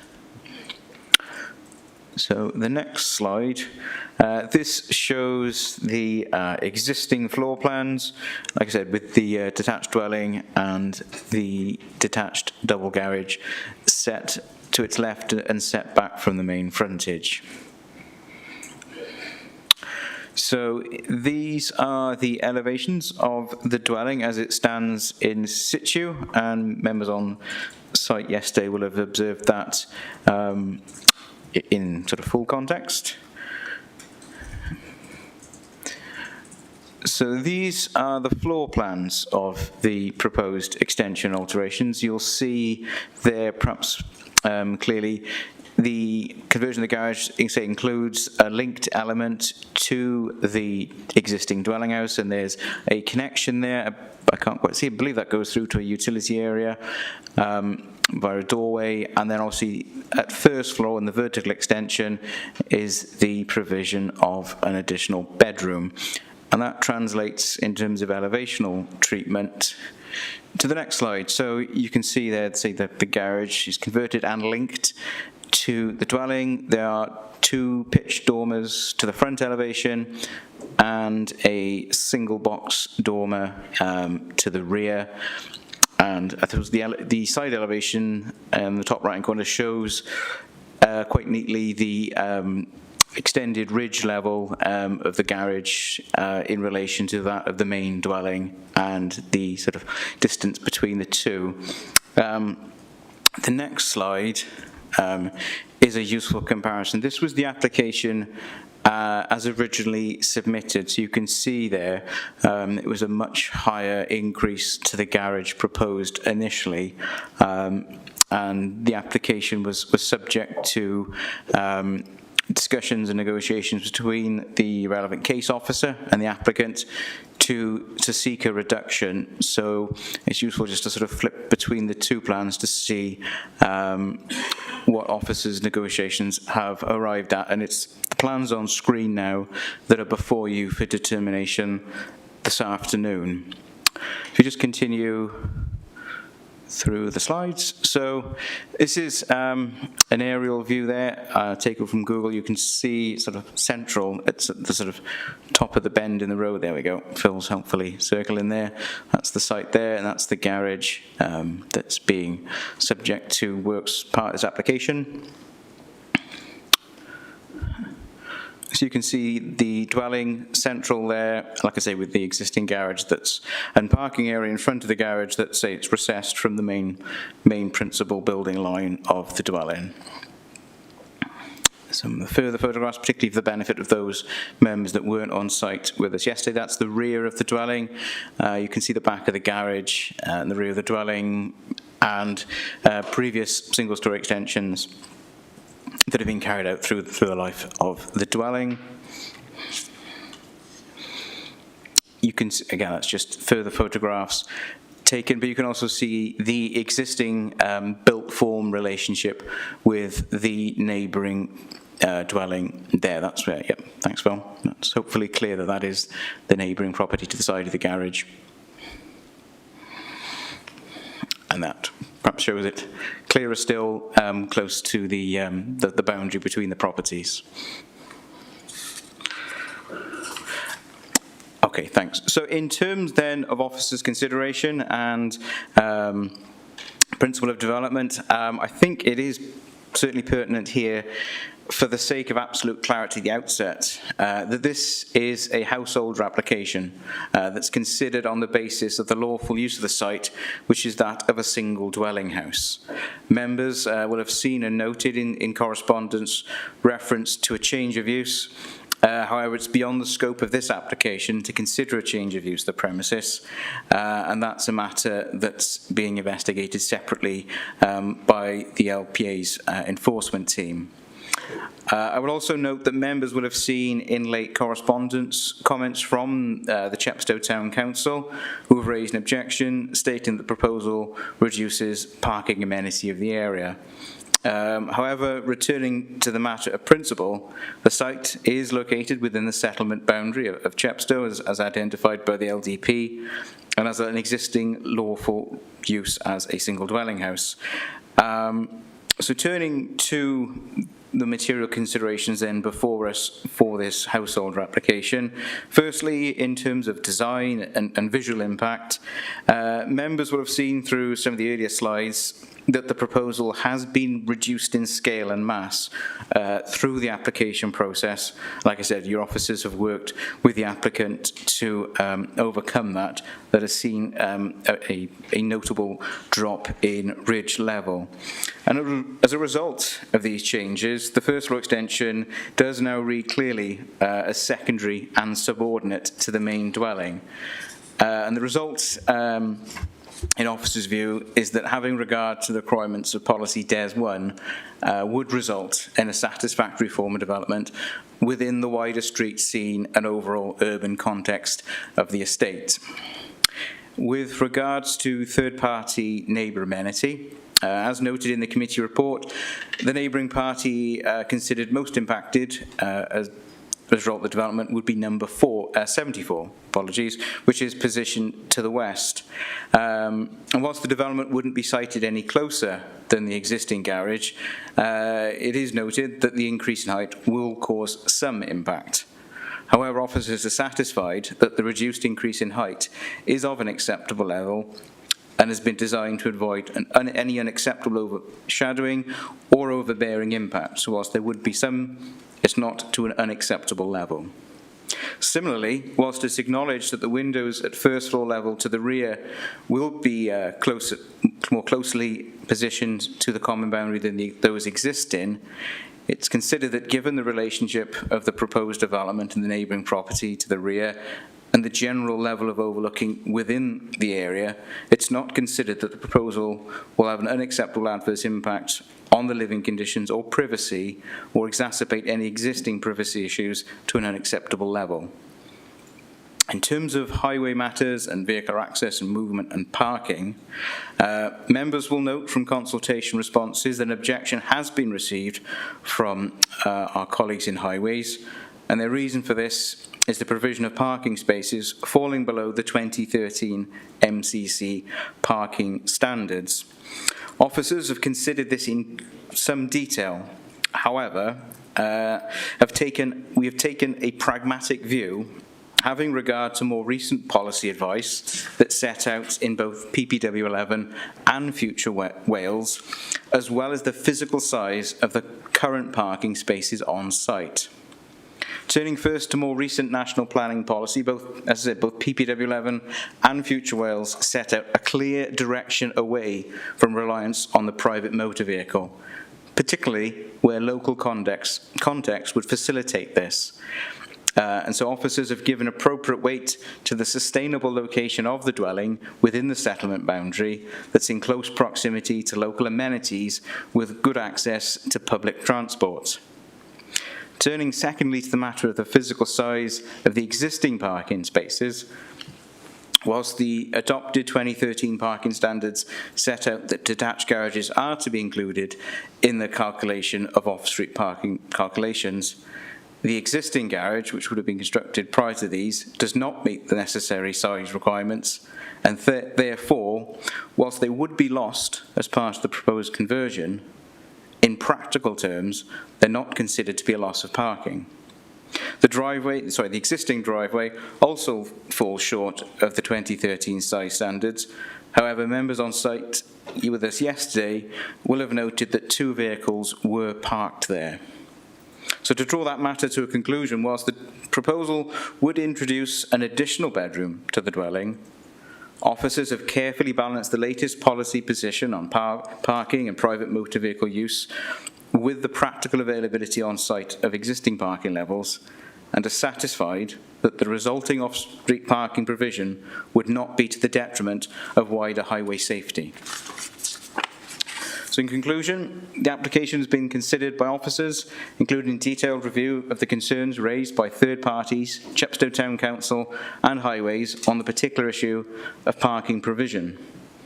but on balance, and having due regard to relevant planning policies, as well as other material considerations, the development is considered acceptable and is recommended for approval this afternoon. Thank you. Thank you, Andrew. The ward member, Councillor Pavia, is unable to attend, but he sent a video in, which Craig is going to play for us now.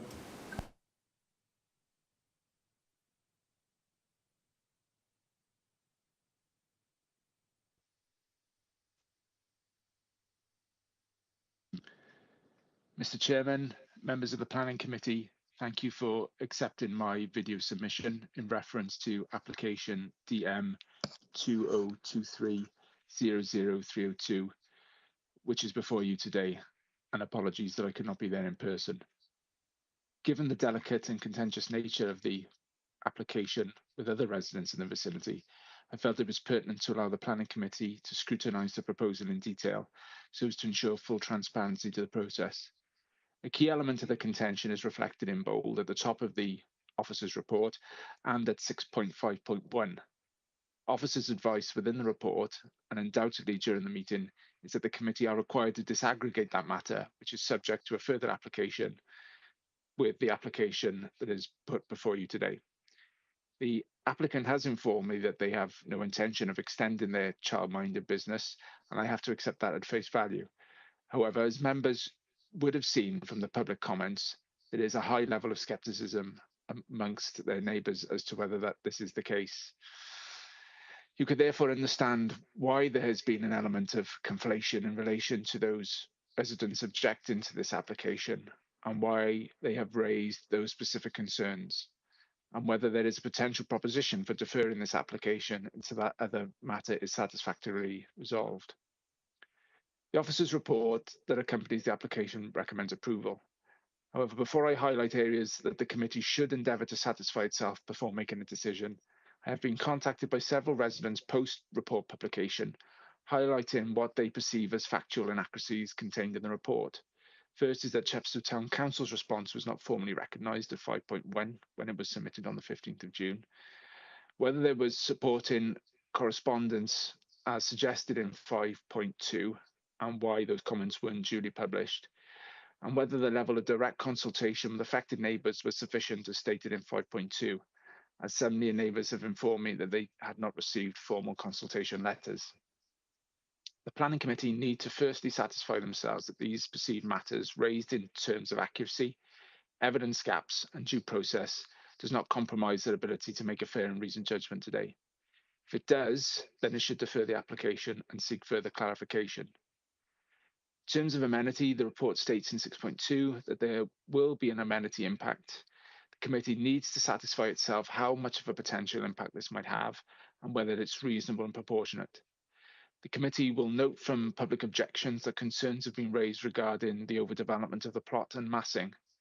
The committee needs to satisfy itself that the amount of proposed development and its intensity is comparable with existing uses, whether the footprint size is balanced, sensitive, and in keeping with neighbouring properties. Regarding other concerns raised in terms of general design considerations, the committee needs to satisfy itself that the application maintains reasonable levels of privacy and amenity of occupiers of neighbouring properties, does not lead to amenity infringement, loss of life, and overshadowing. You would have seen from your site visit that St Lawrence Park is a dense estate, and this particular cul-de-sac has limited access for vehicle circulation and parking. Members would have seen the concerns raised by MCC Highways and that they have maintained those concerns despite alterations to the proposals submitted. Committee members need to satisfy themselves as to whether relaxing parking standards would adversely affect the safety and efficient operation of the highway system, and whether it would afford satisfactory provision for access, circulation and parking. I hope the committee will carefully reflect on these matters in its deliberations. Thank you. Right then, the town and the town council's not represented here today, as far as I'm aware. I've got two people registered to speak. I've got Paul Healy-Jones, objector. You're going to do it from there? Yeah. Yeah, okay. So you've got 4 minutes and off you go. Thank you, Chair. Can I start by thanking the members present for the opportunity to address this committee today. The project description in the report as an amendment extension to an existing residential dwelling only, we believe, is fundamentally flawed. Having taken advice, the LPA's decision to disaggregate this application with number 75 being run as a full-time nursery is a clear conflict of interest. This has been verified by the Enforcement Department inviting an application for change of use. Any competent barrister would establish a nexus between this application and the commercial interests of Little Hoots Nursery. Therefore, if this application is legitimate in its intended purpose for residential use only, its outcome should, at the very least, be delayed until the change of use application is determined. Moreover, the size of this property, in my experience as a practicing architect for more than 30 years, do not require an additional staircase and an independent front door within 20 feet of existing ones, if additional living accommodation is important. It is self-evident that this is an application for a separate nursery annex, apart from the main dwelling, and is an attempt to game the system. With regards to representation, it's been mentioned Chepstow Town Council has objected, which is significant given that this is only meant to be an extension to an existing garage. The report states incorrectly that direct neighbour consultation has occurred. However, only number 74 received written notice despite 3 properties being directly affected. With regards to design and amenity, my original comments still demonstrate that the proposals are overbearing in terms of overdevelopment, plot density, streetscape and context, but these have been disregarded. In my experience, it is unorthodox for planners to suggest that if the proposal is located on a boundary, which is the worst case scenario, and the level of overlooking in the area is high, that it is therefore acceptable to make it worse and further reduce amenity. We would normally experience the opposite in the planning process. Finally, the parking and highways response is the most irregular of all. The logic presented here is that because parking guidelines designed to improve parking established in 2013 cannot be applied retrospectively, it gives licence to approve proposals that aggravate an already inadequate provision. This approach completely disregards all best practice design guidelines that existed prior to 2013, such as PPW 2002, TAN 18 and the Manual for Streets 2007.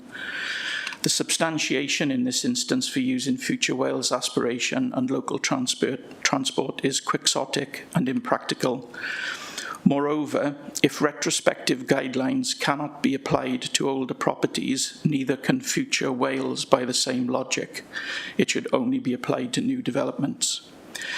If the proposals did not include shared driveway access, road safety issues, increased on-street parking located on a blind bend, one space would still not be enough. However, they do. This is not my view. It's your Highways Department. When the reality of the day-to-day parking at number 75 is considered, that is vans for dropping off and collecting children, nursery staff parking, parents drop-off and collection on a shared drive, the conclusion to disregard the local highways department and local residents reaches absurdity. In summary, as residents, we consider the recommendations of this report as disregarded local concerns and put in jeopardy the planning process by choosing to discount use class issues at number 75. The risk of potential exposure to future reviews is not insignificant if it was later demonstrated that this accommodation was in fact being utilised as a nursery annex, should this application and the change of use be approved. Thank you. Thanks very much for that. And Andrew Cox wishes to speak as applicant representative. Good afternoon, everyone. I just want to point out one thing first. It's not a nursery. I don't know where people get the nursery from is a childminder's, okay, just to point that out. So basically, I'm not here to stand here try and shoot down people. Everyone have their objections, but I'd like to tell you why we're actually doing this.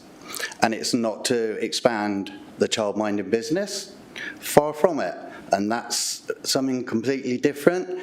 What it's about is about actually me coming home, my children coming home and having their own place to watch TV, chill out.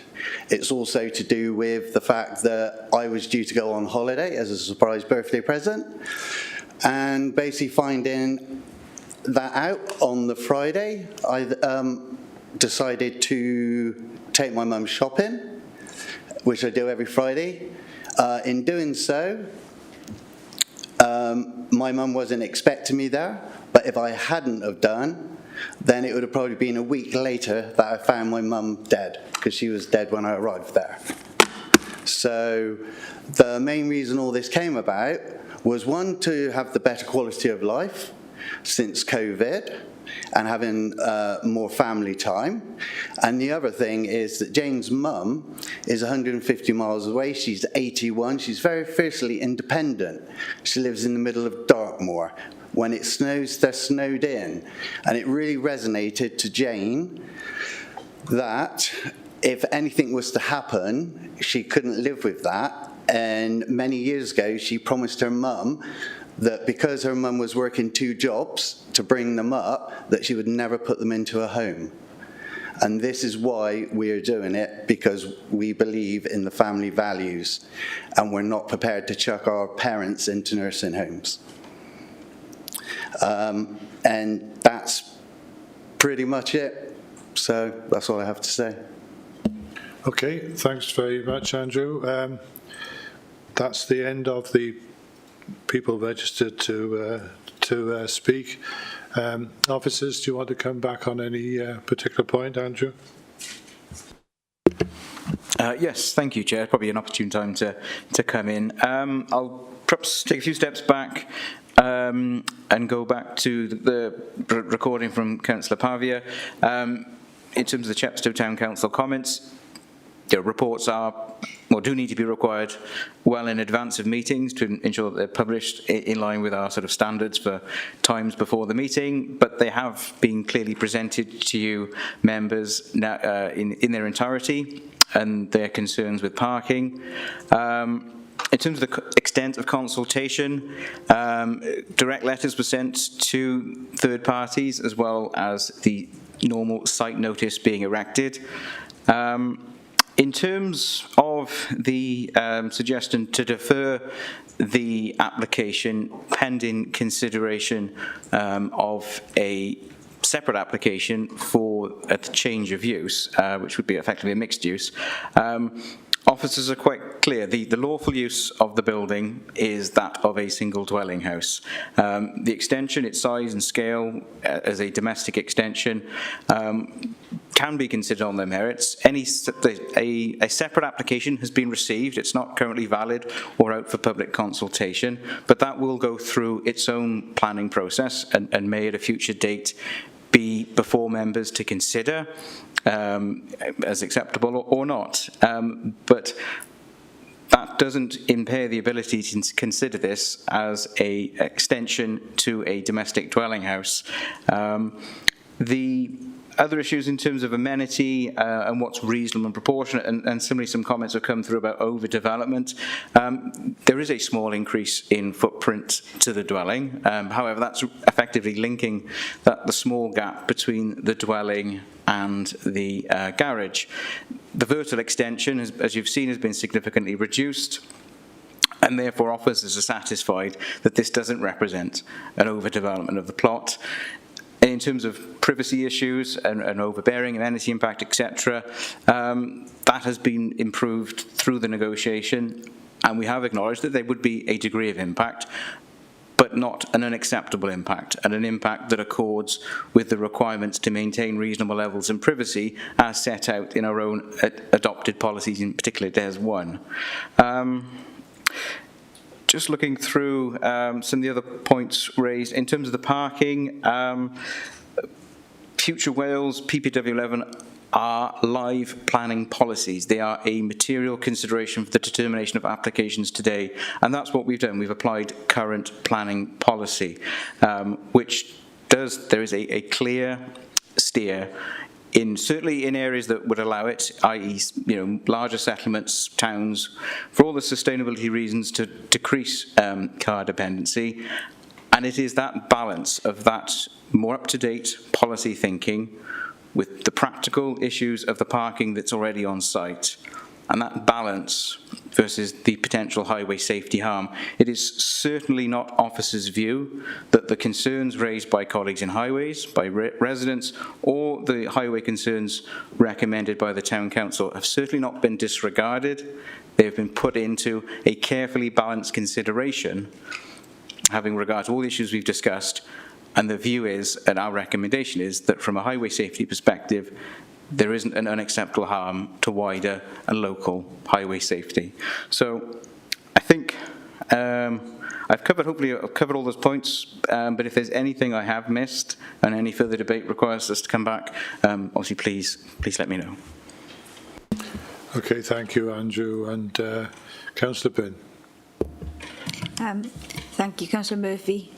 Concerning the loss of amenity to the applicant's immediate neighbour, should we be mindful to approve this application? Would it not be possible to condition that the window nearest to the neighbouring property is opaque? It would seem a small internal adjustment, moving the ensuite so that it is above the toilet below, would be a small price to pay to reduce the impact on neighbouring properties. Thank you. Okay, thanks, Councillor Byrne. Andrew, do you want to come? Yeah, I mean, the advice is actually the same as I advised on the previous application I was presenting. That's members' gift. The officer recommendation is clear that the levels are acceptable as proposed, but this is committee's decision, and if that's the consensus that would, in committee's view, as the decision maker, mitigate any impact, then that is quite within your rights, members, to debate that and, if minded to approve, attach that additional condition. Thank you, Andrew. Councillor Wilk. Thank you very much, Chair. This is just a bit of a reminder that that we have to consider this only as a householder application. The fact that they're applying for an extension here doesn't mean that they're going to automatically get permission to have the change of use or mixed use of the premises for the business. We may well just decide that this is an unsuitable location for that business to run, but this may be a suitable application for a householder extension. So just to make everyone aware that that this is only to be considered on the as a householder extension and not in connection with the business. The business will be application will be decided at a later date, and it may not get consent. So just as a timely reminder, Chair. Thank you. Thanks to Councillor Wilk. Councillor Butler. Thank you, Chair. My concern about this development is again about amenity infringement, and it's about the parking access to the neighbours, which to me seems compromised. It's a shared driveway access, I believe, and when we were on site visit yesterday, a small yellow car came in. So it highlighted the narrowness of the space. My own feeling is that because this development is about 1.5 meters closer to the front of the original building, I do actually wonder whether there is lengthwise room for 2 cars to park there without imposing an infringement on the neighbours who drive past that space. So that's my main concern with this application. Thank you. Okay, thank you, Councillor Butler. Councillor Blomfield. Thank you, Chair. I just really wanted to reiterate what Councillor Rook has said, that we just have to look at this application for what it is. In regards to the amenity, I think that we need to look at this application in the setting that it's in. These dwellings all seem a bit close together. I think contextually it would not look out of place in the setting that it's in. So I do agree with what Councillor Bryn has said, that maybe abating some concerns with opaque windows is a condition that we can gift. So I would recommend we approve this application with that condition that Councillor Bryn recommended. Thank you. Okay, thank you, Councillor Blomfield. I got nobody else put their hand up to speak. Councillor Blomfield has proposed acceptance of the application. Is anybody going to second that, Councillor Powell? I'll second it. Okay. With the opaque window? Does everybody agree that we should go with the opaque window? General nods? Yeah, okay.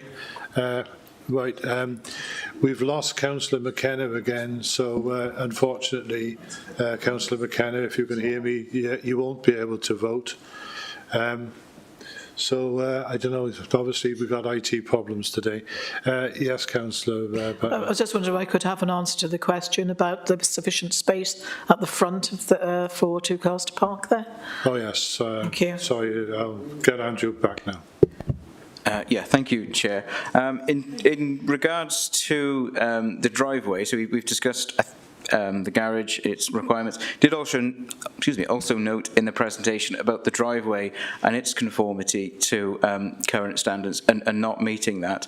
However, for members that were on site yesterday, and unfortunately we didn't get a photograph of it, it did show two vehicles parked on the driveway of reasonable modern size. I appreciate there's no sort of set barometer on that, but I think it did evidence that two, say, reasonable modern vehicles could park there, and it sort of illustrates the point in the, say, that balance that, in practical terms, the site, with its current number of bedrooms, can safely exist and coexist in terms of its safety relationship with the highway, the provision of one extra bedroom on top of that. We've taken the view that those two spaces that can, say, practically be achieved is sufficient in this, say, a property, say, that's within the settlement boundary. So there has been evidence that two cars can park there. I did note that a neighbouring property reversed on, or pulled on, apologies for reversing or pulling on, with the shared driveway, was an example of that working in practical terms. And whilst state policy would always suggest it's 3, I think we've debated quite lengthy, and the officer's report certainly explains that in current policy context, which is, say, material consideration to what we're talking about today, that there's reasonable grounds to not withhold planning consent because it doesn't provide that extra third parking space. Okay, thank you, Andrew. Got nobody else wishing to speak. It's been proposed and seconded for approval. Richard, can we have the... Is that with the additional condition? Well, that's with the additional condition, and with Councillor McKenna unable to vote. And can I remind everybody that we're dealing with the householder application here. This is nothing to do with the issue of childminding. So can we all vote no, please?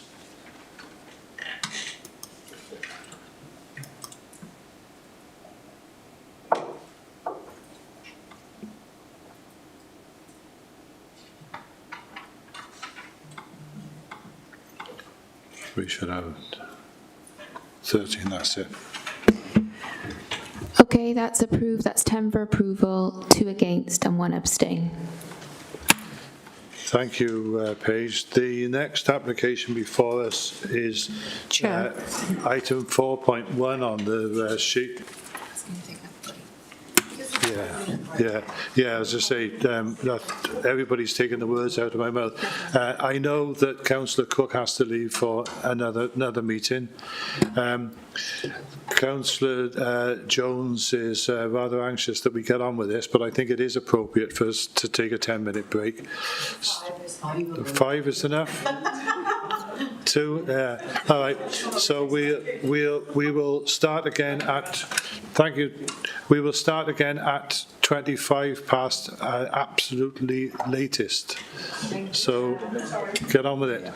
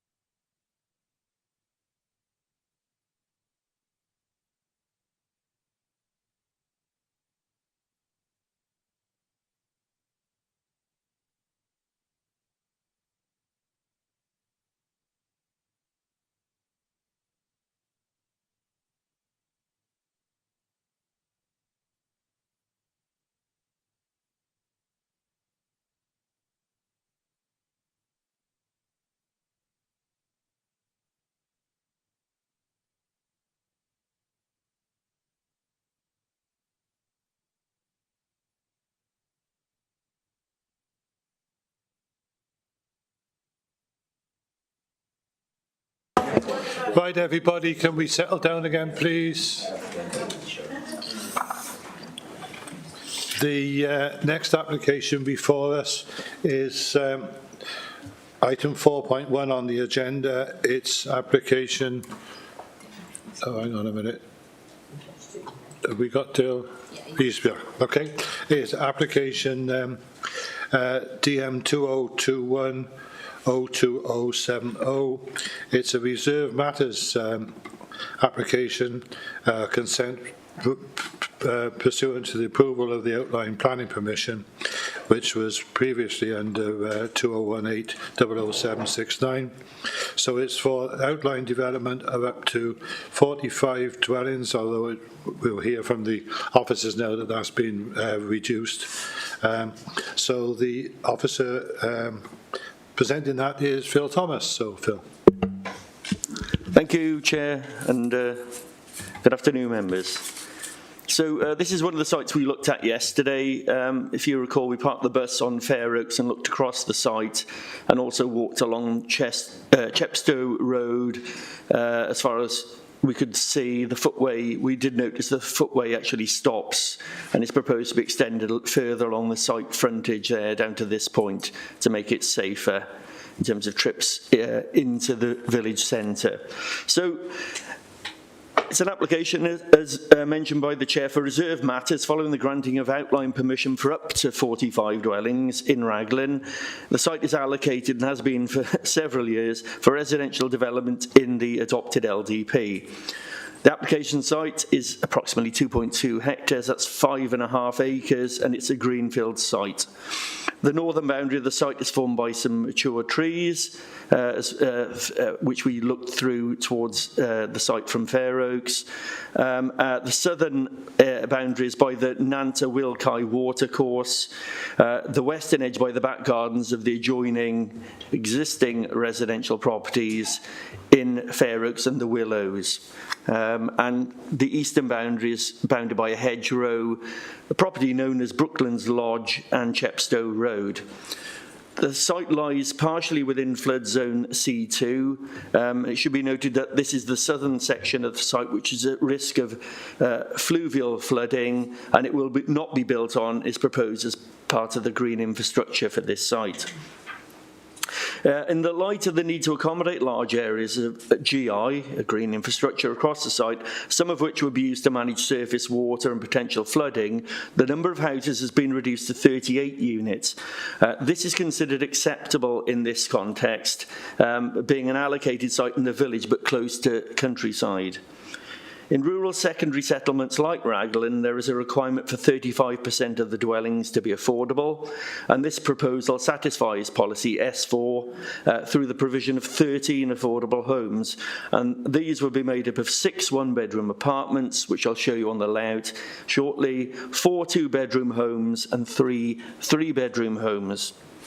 So if we start looking through the layout, so access, simple T-junction arrangement as was envisaged at outline off Chepstow Road, and spine roads here, and swales which will be planted up to form an attractive avenue type arrangement. Open space at the bottom, which largely coincides, well, some of which coincides with the flood, C2 floodplain, attenuation ponds here, also up here, together with swales, to create the surface water regime so that the site does not flood or lead to any flooding in other areas. So properties have been designed to front the primary access to create a sense of place and an attractive street scene. The development will feature typically 2-storey dwellings with some 2.5-storey homes, and this mix was anticipated at outline stage. The southern part of the site, as said, is located within the floodplain. It's proposed as open space, which aligns with the approved public open space strategy, and this area will be retained and enhanced. Existing trees, hedgerows and grasslands will be retained. An attenuation pond is proposed, as you can see there, which will also result in wetland creation and biodiversity enhancements. So running through the the slides. The proposed units incorporate traditional design features including pitch roofs, chimneys, bay windows, dormers and canopies. So I'll just run through some of those. Those are the market houses.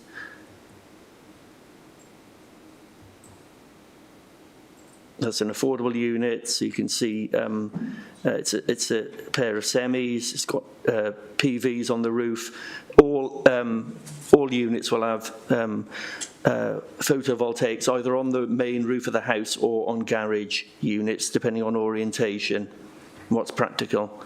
Those are affordable apartment plans, and those are the affordable apartments which are near the frontage with Chepstow Road. So it'll be 6. So it'll be 2 up, 2 down there in a series of 3 units there. And those are the open market apartments near the front entrance. They're perhaps better shown in these. So that's the elevation facing onto an area of open space, and then Chepstow Road itself. That's the rear of that unit with the parking area at the rear. And that's just a different angle from the main spine road running through the site off Chepstow Road. And that's the open space in front of it, and then Chepstow Road will be to our right as you look at that. And that's the landscaping plan. So I'll leave it at that for the moment. So the palette of materials has been selected to provide a scheme that is in keeping with the local traditional vernacular, featuring render, brick, stone, artificial slate roofs, etc. And as said, all of the properties will benefit from photovoltaic panels either on the roof of the dwelling or where that's not practical on the garages. The applicant has also made a commitment that each unit will be provided with an electric car charging point. The proposed layout and design of the dwellings is considered to be of an appropriate scale and form for the area and will not adversely affect local visual amenity. The provisions of LDP policy DES 1 are therefore considered to have been met. To achieve a strong GI network, opportunities have been identified within the scheme, including creation of public open space to the south of the site, with wetland creation and management to be supported as part of the SINC floodplain, so that's a site of interest for nature conservation, which is a local designation. This will also involve interpretation, signing, and seating areas so that the public can understand the significance of the area while they enjoy the open space. Street trees along the primary street are to be incorporated as part of the visual and ecological connectivity, and these are to be set outside private ownership so that they can be maintained in the public interest. Appropriate management of grassland sward will be managed here for pollinators. There'll be a permeable route from the site between plots 23 and 24. Hopefully you can see my cursor there. That will then meet an existing public right-of-way or tarmac section into the existing development at Fair Oaks, the Willows, etc., and leads on eventually up to an equipped play area, a very good equipped play area, the best one in the village. There'll be retention, protection and enhancement of the boundary hedgerows to be set outside again of private ownership, and incorporation of hedgerow trees to maintain the rural character into and out of Raglan. So there's a lot of GI that's been built into this scheme to make sure it assimilates into this community. The detailed layout shows that 2.5-storey apartment block in the top corner there, but there will be open space in front of that to soften it and assimilate it into the site. This will help to ensure active surveillance of the open space as well, and a strong frontage with Chepstow Road, so it's a feature part of the development. The northern area will also provide, so that area in front of those apartments will also provide a sustainable drainage basin, orchard trees and a wildflower meadow area.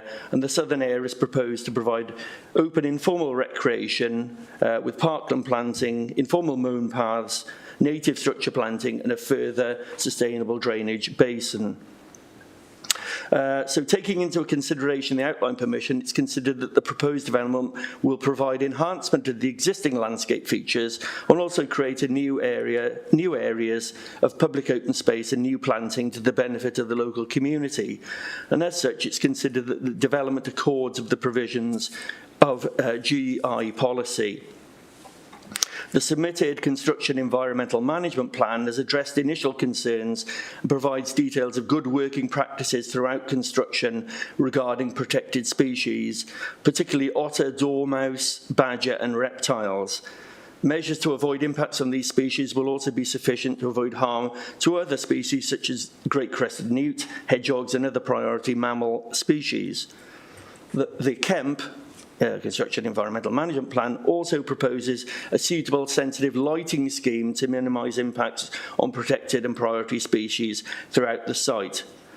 And the proposed extensive GI provision and SUDS features will also enable biodiversity enhancements to be secured.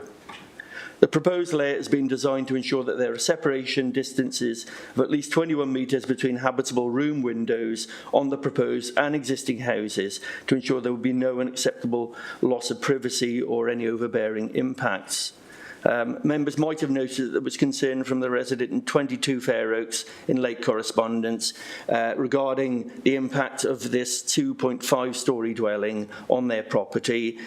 We've checked, that's actually a single-storey projection on the western elevation of that property, so the 2-storey element starts further back here.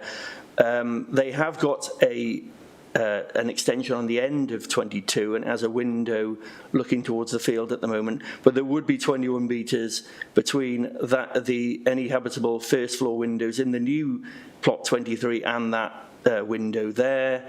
There's also going to be a strong hedgerow planted and reinforced along this boundary, a fence behind that, and the existing oak tree, mature oak tree, will be retained, which is in the neighbour's property actually, to obviously ensure there's plenty of screening, natural screening that goes on there and protect the amenity of that particular property. So we don't think there'll be harm that would warrant refusal in terms of any impacts from the nearest plot there to that property. We've also checked, and there is adequate root protection area proposed for that oak tree, and we've checked that with our own tree officer, and he's satisfied that that root protection area proposed for that particular mature oak tree is satisfactory in that particular instance. I think that neighbour also had concerns about opening up this access and concerns that there'd be loss of privacy as more people walk along here, and they have large windows in their elevation here. It's obviously a balance. We feel that it's a positive opportunity to open up that right-of-way, to link the two so that there's not a distinct community here and then the existing community. We think that the benefits of opening up that route will help this integrate into the existing community, and that's a positive thing. The household can obviously protect their own property by planting along that boundary if they so wish, but that's a positive as far as we're concerned. The access is as simple as I said, T-junction to be created with Chepstow Road, and an area of public open space has been provided to the north of the access point, and a primary central road is proposed which leads to the larger area of public open space to the south of the site, again which could be used by the existing community as well as the new occupiers. A roadside swale is proposed along the primary road which will allow the provision of a tree-lined avenue to be included. Parking provision is in accordance with the car parking supplementary planning guidance, which allows for 1 space per bedroom up to a maximum of 3 spaces for each unit. Sufficient space is included within the garages and curtilage areas to accommodate cycle storage, and separate cycle storage is proposed for the apartments. A construction traffic management plan has been submitted for the discharge of condition on the outline consent, and the Highway Authority is now satisfied that the routes have been adjusted to avoid the Raglan High Street, so that all construction traffic will now access the site from the east via Monmouth Road, which is where there are less parking issues.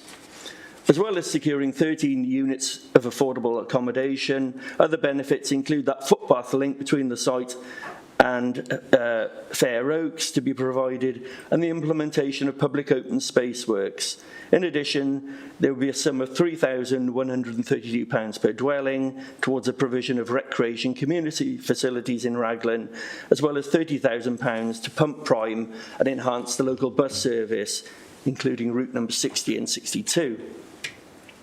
The proposal seeks to connect to the mains foul drainage. There's no objection from Welsh Water regarding that connection to the foul sewer.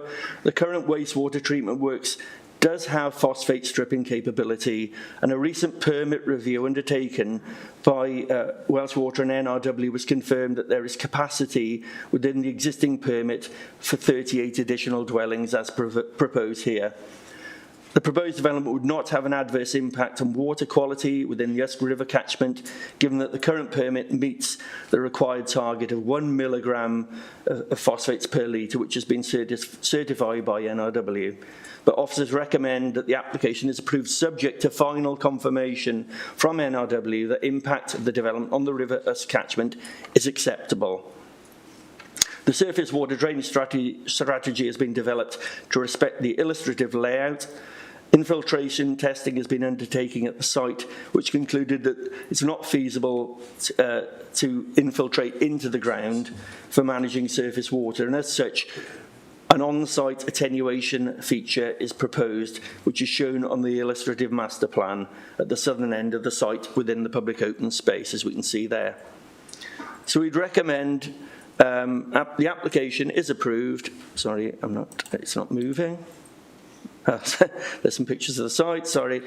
That's an existing access which we stood at yesterday, looking over into the site off Chepstow Road. That's off Fair Oaks, looking across the site near to where we parked. Again, a similar view.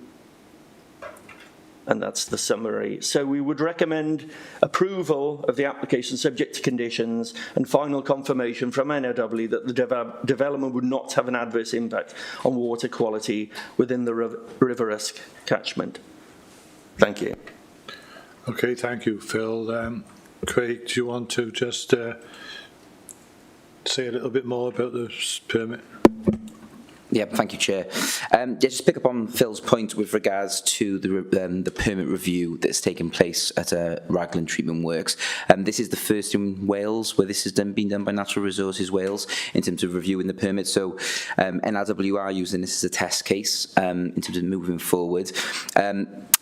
I was hoping today that we would have had a training session, but unfortunately it was reorganised until tomorrow, and that's why this report is outlining that we just need to get final confirmation from Natural Resources Wales that the permit review is acceptable. But as you can see, they've certified that it meets the requirements of the Habitats Regulations Assessment, and hopefully in tomorrow's meeting they'll be able to establish that we are able to screen the development out then, because the permit review has been certified. So today planning committee members are being asked to approve the application subject to that final confirmation that the review is acceptable. But it is exciting.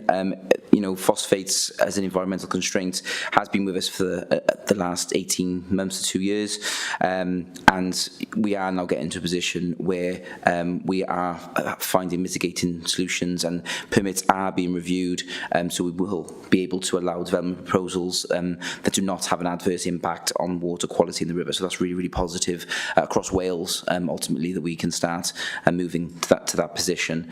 So that's just a bit of an update, Chair, really, in terms of that permit review and how it's going, and the rationale for us bringing this application forward before planning committee members today.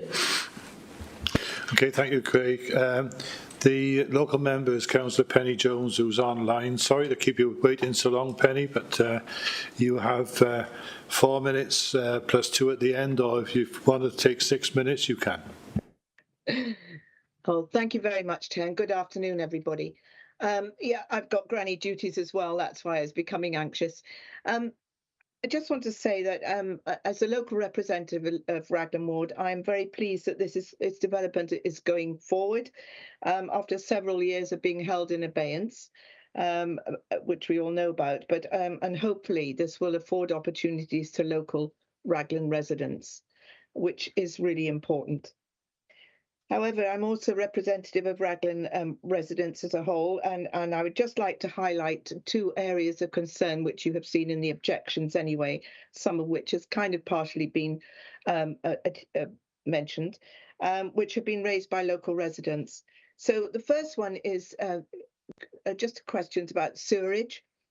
Fair Oaks and the surrounding area have had long-standing issues and blockages, real problems with the sewerage systems. Now, I know that NRW said there's capacity, but have these real, well-documented issues been taken into account? And can we promise that the residents will not be affected adversely by this development any more than they are at the moment? And the second issue really is the flooding on the roads. The flooding is quite severe. Cars do get stuck and it can come up very, very quickly. Have the new TAN 15 guidelines been used to assess the flood risk? And have the concerns highlighted by local residents in the objections and elsewhere about the flooding being investigated thoroughly? There's plenty of evidence as to the severity of the floods on times, and this is likely to become more frequent with the climate change, as we all know.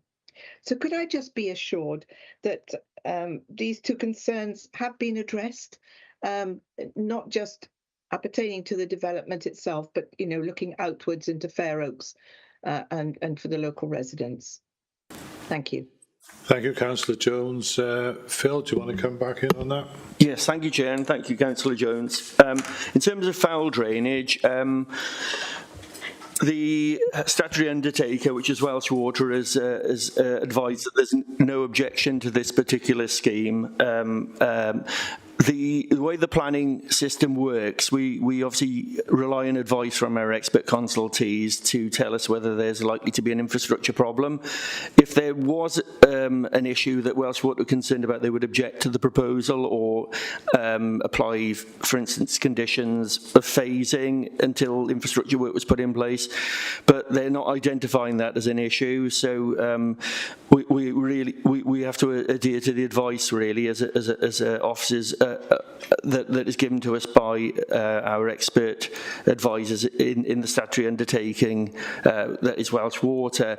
If there's an existing problem, then that would be a matter for Welsh Water to, with existing infrastructure in Fair Oaks itself, maybe there are local blockages or issues there, that would be a matter for Welsh Water to investigate and take up and resolve with residents there.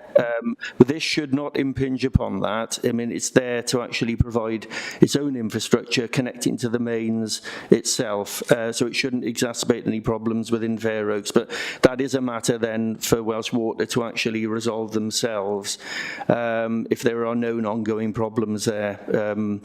And in terms of surface water and and flooding issues, that's been properly investigated.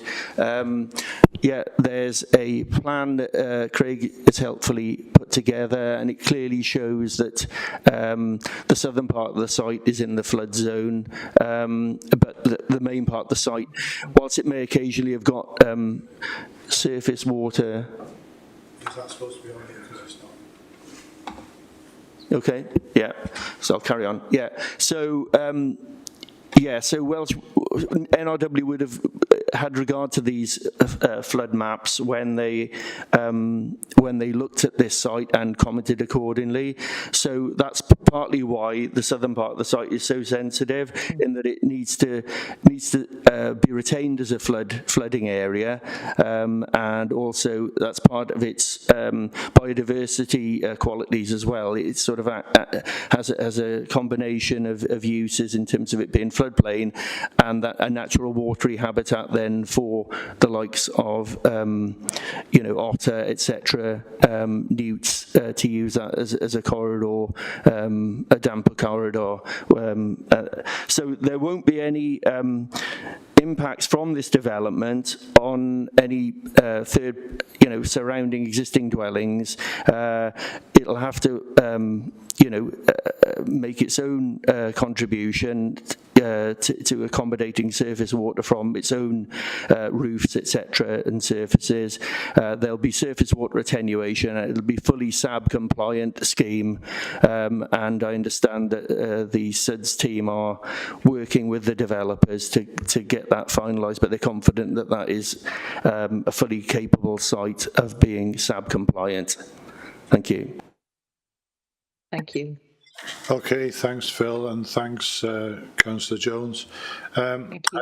I've got nobody else registered to speak, so Councillor Rook. Thank you, Chair. Like Councillor Penny Jones, I welcome this development. I'm pleased that that it's finally making headway. It's encouraging to see that the developer is being mindful of the planet and fitting photovoltaic panels and car charger points within the development. Whilst we were on site, we kind of, a few of us discussed the possibility of additional footpaths coming off of the site onto Chepstow Road. I kind of came away and had a think about that, and the developer sent some late correspondence yesterday around that, explaining some difficulties he perceives on making that happen. I also have concerns now about the location that we were discussing, which was by the Brooklands Lodge, alongside the development by the Brooklands Lodge. Directly opposite Brooklands Lodge is a speed road speed sign showing national speed limit exiting the area. Coming into the area, I believe it's a 30-mile-per-hour on the opposite side of that sign. But coming from a 60 into a 30, we're going to need to look to extend the 20-mile-an-hour zoning there. To make it safe, because it's a habitable area, and I have concerns about bringing a footpath out on that particular point now because of the bend in the road as you're coming around the road, reducing your speed, or as you should be reducing your speed. I have concerns that if people are accessing the sites and happen to a child on a push bike comes down the slope off that side because the ground levels are different, and accesses into the road, that there may be a hazard or an injury caused there. But all in all, I'm in favour of this development and recommend it for approval. Thank you, Chair. Thank you, Councillor Rook, and Councillor Easton. Yeah, thank you again, Chair. Yes, I support this application, but the query regarding the Section 106 agreement, did you say £350 per property? And would that be £350 per 35 properties rather than the 48, because 13 will be affordable? And that won't raise a lot of revenue. It was 3,000. Can you clarify that, and are we getting sufficient 106 money from the developer? So is that the recreation payment? Well, you say there, a Section 106 agreement is entered into as part of the outline planning application, then it goes on to 13% affordable homes, footpath link, public open spaces, then the financial contribution. Yeah, so there'll be a sum of 3,132 per dwelling. I thought you said 350, right, that's okay. Right, of recreation communities, but I don't think that includes the affordable housing. No, it won't, it'll be the full houses. So it'll be the 25. Yeah, I thought you said 350, that's all. Okay. Thank you. And then there was a contribution towards the bus service. 30,000 towards pump prime in the buses, yeah. Okay, thanks, Councillor Easton. Councillor Payne. Diolch yn fawr. Firstly, I just wanted to query, if I could, the statement, no hedgerows must be removed as part of this proposal, but where hedgerows are to be removed, they must be replanted. So I was just wondering which one was it? Are they not to be removed, or are they being removed and replanted? And secondly, we all appreciate the economic and health benefits of active travel, and so we're aware of the importance of ensuring that any new developments are permeable in order to encourage and increase local active travel. So I was really pleased to see the inclusion of footpaths leading towards Derwen Deg and providing key routes to schools, the local play areas and workplaces. But most people don't want to walk around for hours and not sit down, and for many people it isn't physically possible. Individuals with mobility issues have to plan where they'll go and where they can sit down when they're out and about. So if we're attempting to create walkable towns, then our benches are an important part of the design. So can you tell me if there are plans to include benches along these routes? Thank you. Okay, thanks, Councillor Phil. Yeah, I haven't got I'm not the case, so I don't know the full detail, but I can see that there are little short sections. For instance, to actually accommodate that thoroughfare to Derwen Deg or Fair Oaks, there would be actually need to be a hole in the hedge to meet the existing footway. So there will be short sections where there won't be a hedgerow, but that'll be more than made up with the additional planting. Where there are sparse gaps with the hedgerow, they're going to be more continuous under this. Well, they are going to be continuous under this, unless there's an access or a footway to run through those hedgerows. So there's going to be a lot of additional planting, a lot of extra GI, which will actually enhance the site and create more ecological corridors for wildlife, etc. In terms of benches, there's going to be benches on the bottom, public open space, so that people can sit. There's going to be interpretation signs to understand the cultural and ecological significance of the site as well. So it's a local education element of the site, and I suspect the local schools will be able to benefit from studying that sort of area and understanding what wildlife use it. So that helps.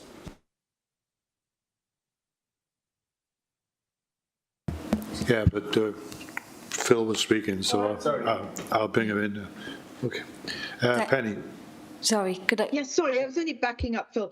The Community Council have put several benches throughout on the road up to the Beaufort, for instance, so continuing up Chepstow Road from the site.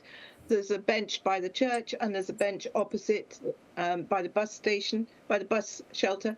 And we've got them down by the butchers on Usk Road and then further down on Usk Road. So on the route around Raglan, when you walk around, there are several benches, and we're often thinking of more. So that's the Community Council have put those in, because there are quite a lot of older people that live in Raglan. So that is a consideration. Okay, thank you.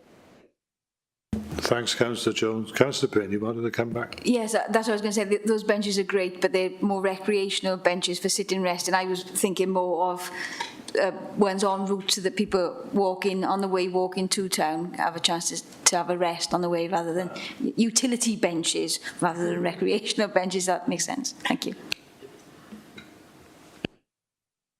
I think Councillor Jones answered that by saying there are benches further up Chepstow Road and in the centre by the War Memorial, I think, isn't it? So they're not recreational. They're for people to sit and rest, yes. Okay, thanks everybody. I got nobody else got their hand up. Just have a look around on my screens. No. In that case, then, Richard, can we have the voting function up, please? I have got a recommendation for approval from Councillor Rook and seconded by Councillor Eason.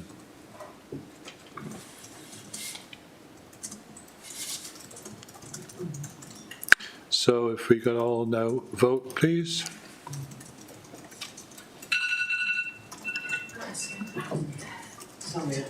Time for your pills. Okay. Yeah. Good timing. It was good timing. Page. Okay, that's approved. Oh, we've got our overvote again. I don't know why it's going wrong, but they're all going. Yeah, it's unanimous, so all for approval.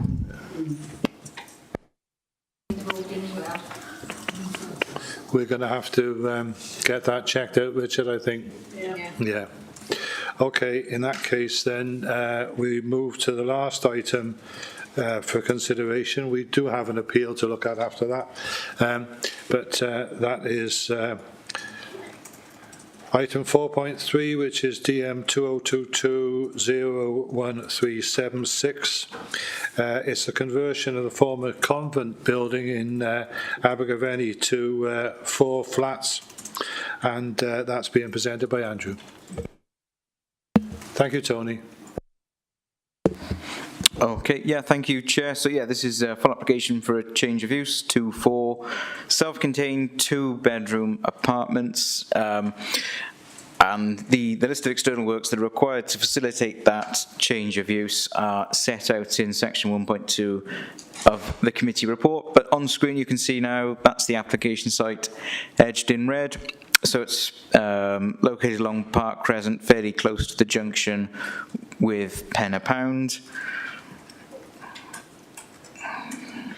That's the existing floor plans showing there's in total 6 bedrooms within the unit under its current lawful use.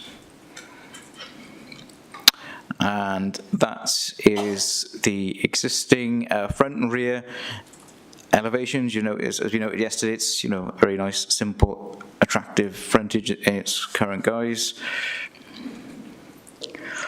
This here is the proposed floor plans, which show 2-bed apartments in 4 in total, and you can see there as well. There's a secondary doorway provided to the front elevation to provide access to communal spaces, and that's illustrated perhaps better on the next slide, I hope. Which, yeah, that's the new front door.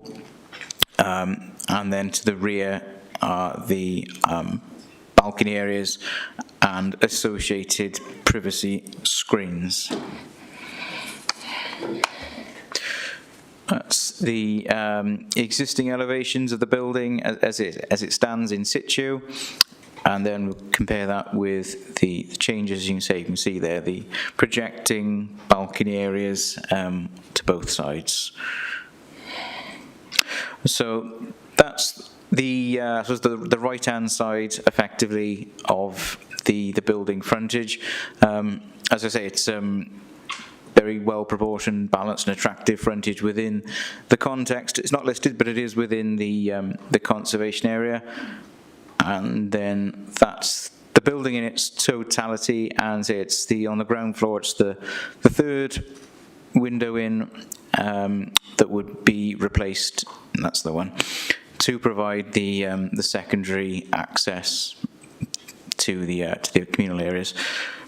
So this is a view taken from the back, and this is looking. So the rear of the building is to your right-hand side, and what you can see square in the photo is the side of the neighbouring property. That's a sort of a more wider view then of the rear of the building as it stands in situ. And I think there's a view then provided from a neighbouring property, Mulberry House. So that's the application building set behind the boundary enclosures and the vegetation in that shot. So I'll go through this. I say the officer's report covers matters in detail, but in principle, the site is located within the settlement of Abergavenny, which is one of our strategic policy S1 main towns. Policy H9 is applicable to determine of this application, which covers the conversion of buildings to flats, and the officer's report in section 6.02 does provide an assessment of those 4 criteria in respect of policy H9, which are considered to be met. Just as it's been discussed at length in terms of principal issues, the site's located outside of either C1 or C2 in terms of flooding issues, and whilst the site is within the phosphorus sensitive area, section 6.2 of the committee report has detailed why the application has been screened out in respect of the volume of phosphorus concentration of wastewater. So subject to detailed consideration, it's considered acceptable in principle. Turning to the visual impact, like I said earlier, the building itself is not listed, but is prominently located within the wider Abergavenny conservation area, and we've therefore been in consultation with our heritage team. They've requested a condition requiring details of the new timber front door to be submitted and agreed, and no objection is raised by the heritage officer, and other external changes are considered to be a fairly light touch that wouldn't fail to preserve or enhance the character or appearance of the conservation area. I would, however, recommend, as it's not in the officer's report, but if members are minded to approve the application, I think it was clear from site yesterday, say the existing frontage is of particular value. So what we would recommend is 2 additional conditions, the first of which would be for the retention of the existing windows to the front of the building, and the second is for a method statement to be provided for the repair of the lintels, again on the property frontage also, just to ensure that integrity is maintained post-development.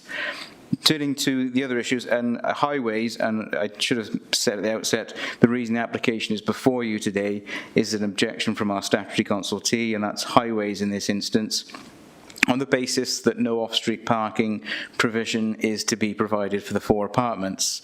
And in this instance, the site simply doesn't have the available space to provide any parking spaces.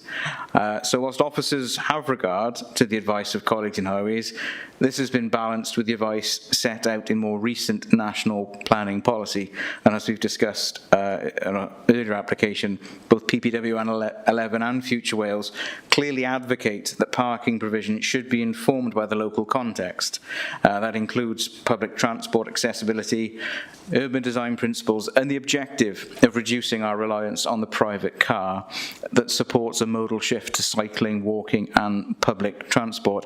And as you're well aware, in this instance, the site is located in extremely close proximity to the town centre, which has excellent access to bus and rail connections, as well as the range of amenities and facilities that the town offers.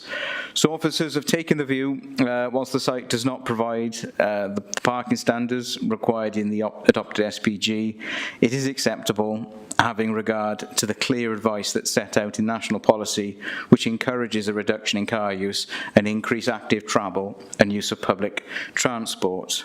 In respect of residential amenity, an impact on neighbouring properties, there are new balcony areas, as we've seen on the proposed plans, that will project approximately 1.2 metres from the building, but privacy panels to each side are shown, and a condition is there that would require them to be not only implemented but retained in perpetuity. So officers are satisfied that in this densely populated part of the town, that any impact is not considered unacceptable, subject to the conditions, particularly with regards to those privacy screens. Effectively, then the other consideration is affordable housing, and policy S4 requires new residential development to contribute towards the provision in the local area, and where less than 5 units are proposed, which is the case here, the development will contribute financially by way of Section 106 agreement, and so that would be applied here in this instance, that a financial contribution is secured via way of 106 agreement. So subject to those 2 additional conditions, so just to clarify, that would be for the retention of the windows to the front of the building, and for a method statement to be submitted regarding repair of the lintels to the front. Subject to those 2 conditions and those set out in the officer's report, as well as the 106 agreement, it is recommended for approval. Okay, thank you, Andrew. And I absolutely agree with those 2 additional points regarding the windows and the, what was the other one there? Oh, yeah, both of them, yeah. I've got nobody registered to speak on this one. I think we did all note that there was very restricted car parking in that area, but that doesn't just apply to these 4 flats. It was generally throughout that area, wasn't it? And town centre is only a couple of 100 yards walk. So I have Councillor Rook's hand up. So Councillor Rook. Thank you, Chair. I welcome the additional conditions. I just want to ask, though, about refurbishment of the current windows. I'm assuming that they would be single glazed currently, and could we also condition that they upgrade the windows to include any necessary draft exclusion brushes and possible heritage double glazing into those windows to improve the efficiency of the windows, and also with regards to the lack of parking, which is the only reason why we're really talking about it today. If we are to create a modal shift from people using their cars to alternative transport modes, then we have to consider these types of applications in this type of location. It wouldn't be necessarily supportable in a much more rural context, but certainly within an urban environment, if we're going to create that modal change, then we're going to have to consider these more of these applications, and that is to be encouraged. I, for one, Chair, will certainly be supporting this application and welcome the additional conditions. Thank you. Is that a recommendation for approval, Councillor? Yes, Chair, as long as I can get confirmation that the condition on the windows will also include upgrading of those windows, if at all possible, to make them more thermally efficient. Okay, thank you very much. Councillor Butler. Thank you, Chair. I noticed there was a formula for the S106 funding of £120 times the total floor area. Could you perhaps give us some idea of how much that is? Thank you.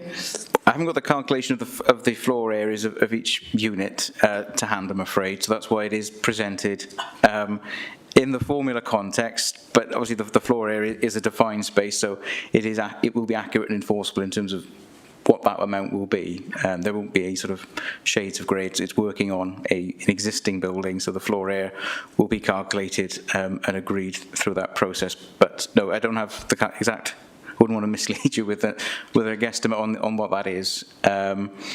So apologies for that. But if I can just come back on Councillor Rook's point in regard to windows. Well, it's 2 points. One, obviously, with the parking, that obviously aligns with our thinking in terms of modal shifts. In terms of the condition for the windows, obviously our preference was them to be kept. I suppose there are sort of standard conditions for 1 to 10 details that are often applied on things like listed building consents.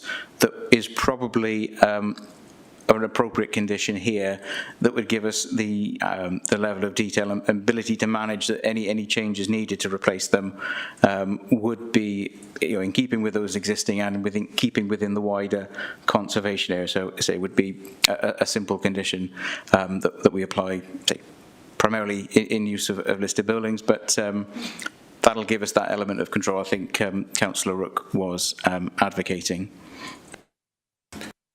Okay, thank you, Andrew. And Councillor Pinn? Diolch yn fawr. Up to 60% of our town centre homes don't have access to off-street parking, and on our visit yesterday it did look like that's certainly the case there, with very limited, very restricted car parking availability and none available on site. So with this in mind, is it possible for us to ensure that the residents have access to park bikes on site, that there's some kind of bike parking accessibility for around the back, so that residents have some way of parking bikes if they chose to travel in that way? Thank you. I see what you mean, Andrew.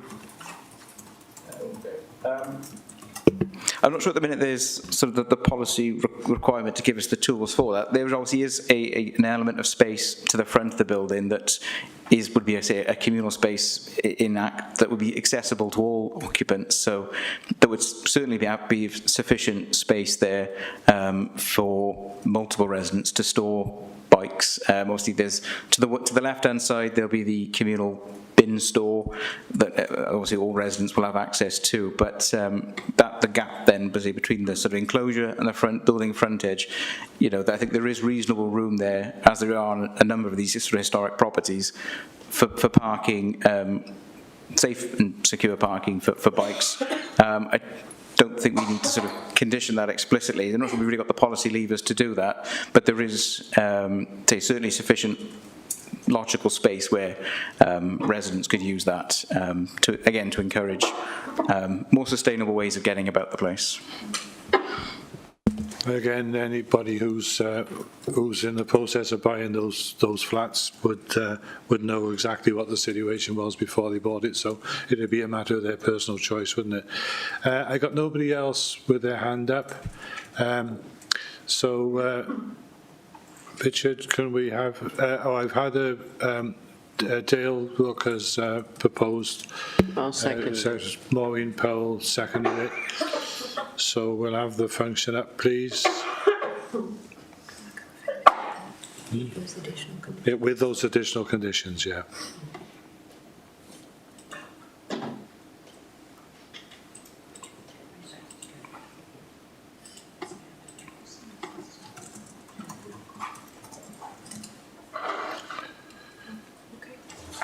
I haven't got round to doing it myself yet. Right, okay, done. Okay, that's unanimous, that's approved. Okay, thank you. And that's the end of the applications today. We do have an appeal decision that we need to run through. So, Andrew, you're doing that one? I think Amy's going to... Oh, Amy was... Amy, are you with us? Oh, you're on mute. Apologies. Hi, yes, I am with you. Can you hear me? Yeah. Yeah, so I don't know if you've got some photographs on the presentation then that'll just show us where we are, what the appeal was about. So the appeal site is in the main entrance as you come into Usk from the 449. It involves a terrace of buildings on Castle Parade. This photograph is the before photograph, so you've got two chimneys there. It is the one on the rendered property that was removed, and removing chimneys in a conservation area requires planning permission. So it was considered that the chimneys make quite an important feature in roofscapes that make up the whole special character of the conservation area. The chimney had been modified, but it was considered that that breaks up the roof line of that terrace and then adds kind of interest to it from a conservation perspective. We unfortunately lost where the inspector didn't deem the retention of that chimney to make a significant contribution to the character of the conservation area that would warrant its replacement or reinstatement. So he did suggest that there's a lack of chimneys in the immediate vicinity, and therefore one less was not a significant issue. I can't say that I necessarily agree with that decision, and we do feel that substantial chimneys on terraces like this do make quite a positive contribution to the character of the conservation area. But the appeals inspector, the appeal decision is as it is, and there's no further action to be taken on that site, really. Okay, thanks very much, Amy. That brings us to the end of the agenda. So thanks everybody, and thank you for sticking with us. We were just quoted at the end, but at least we got over the line. So thanks very much, everybody. Thanks, Chair.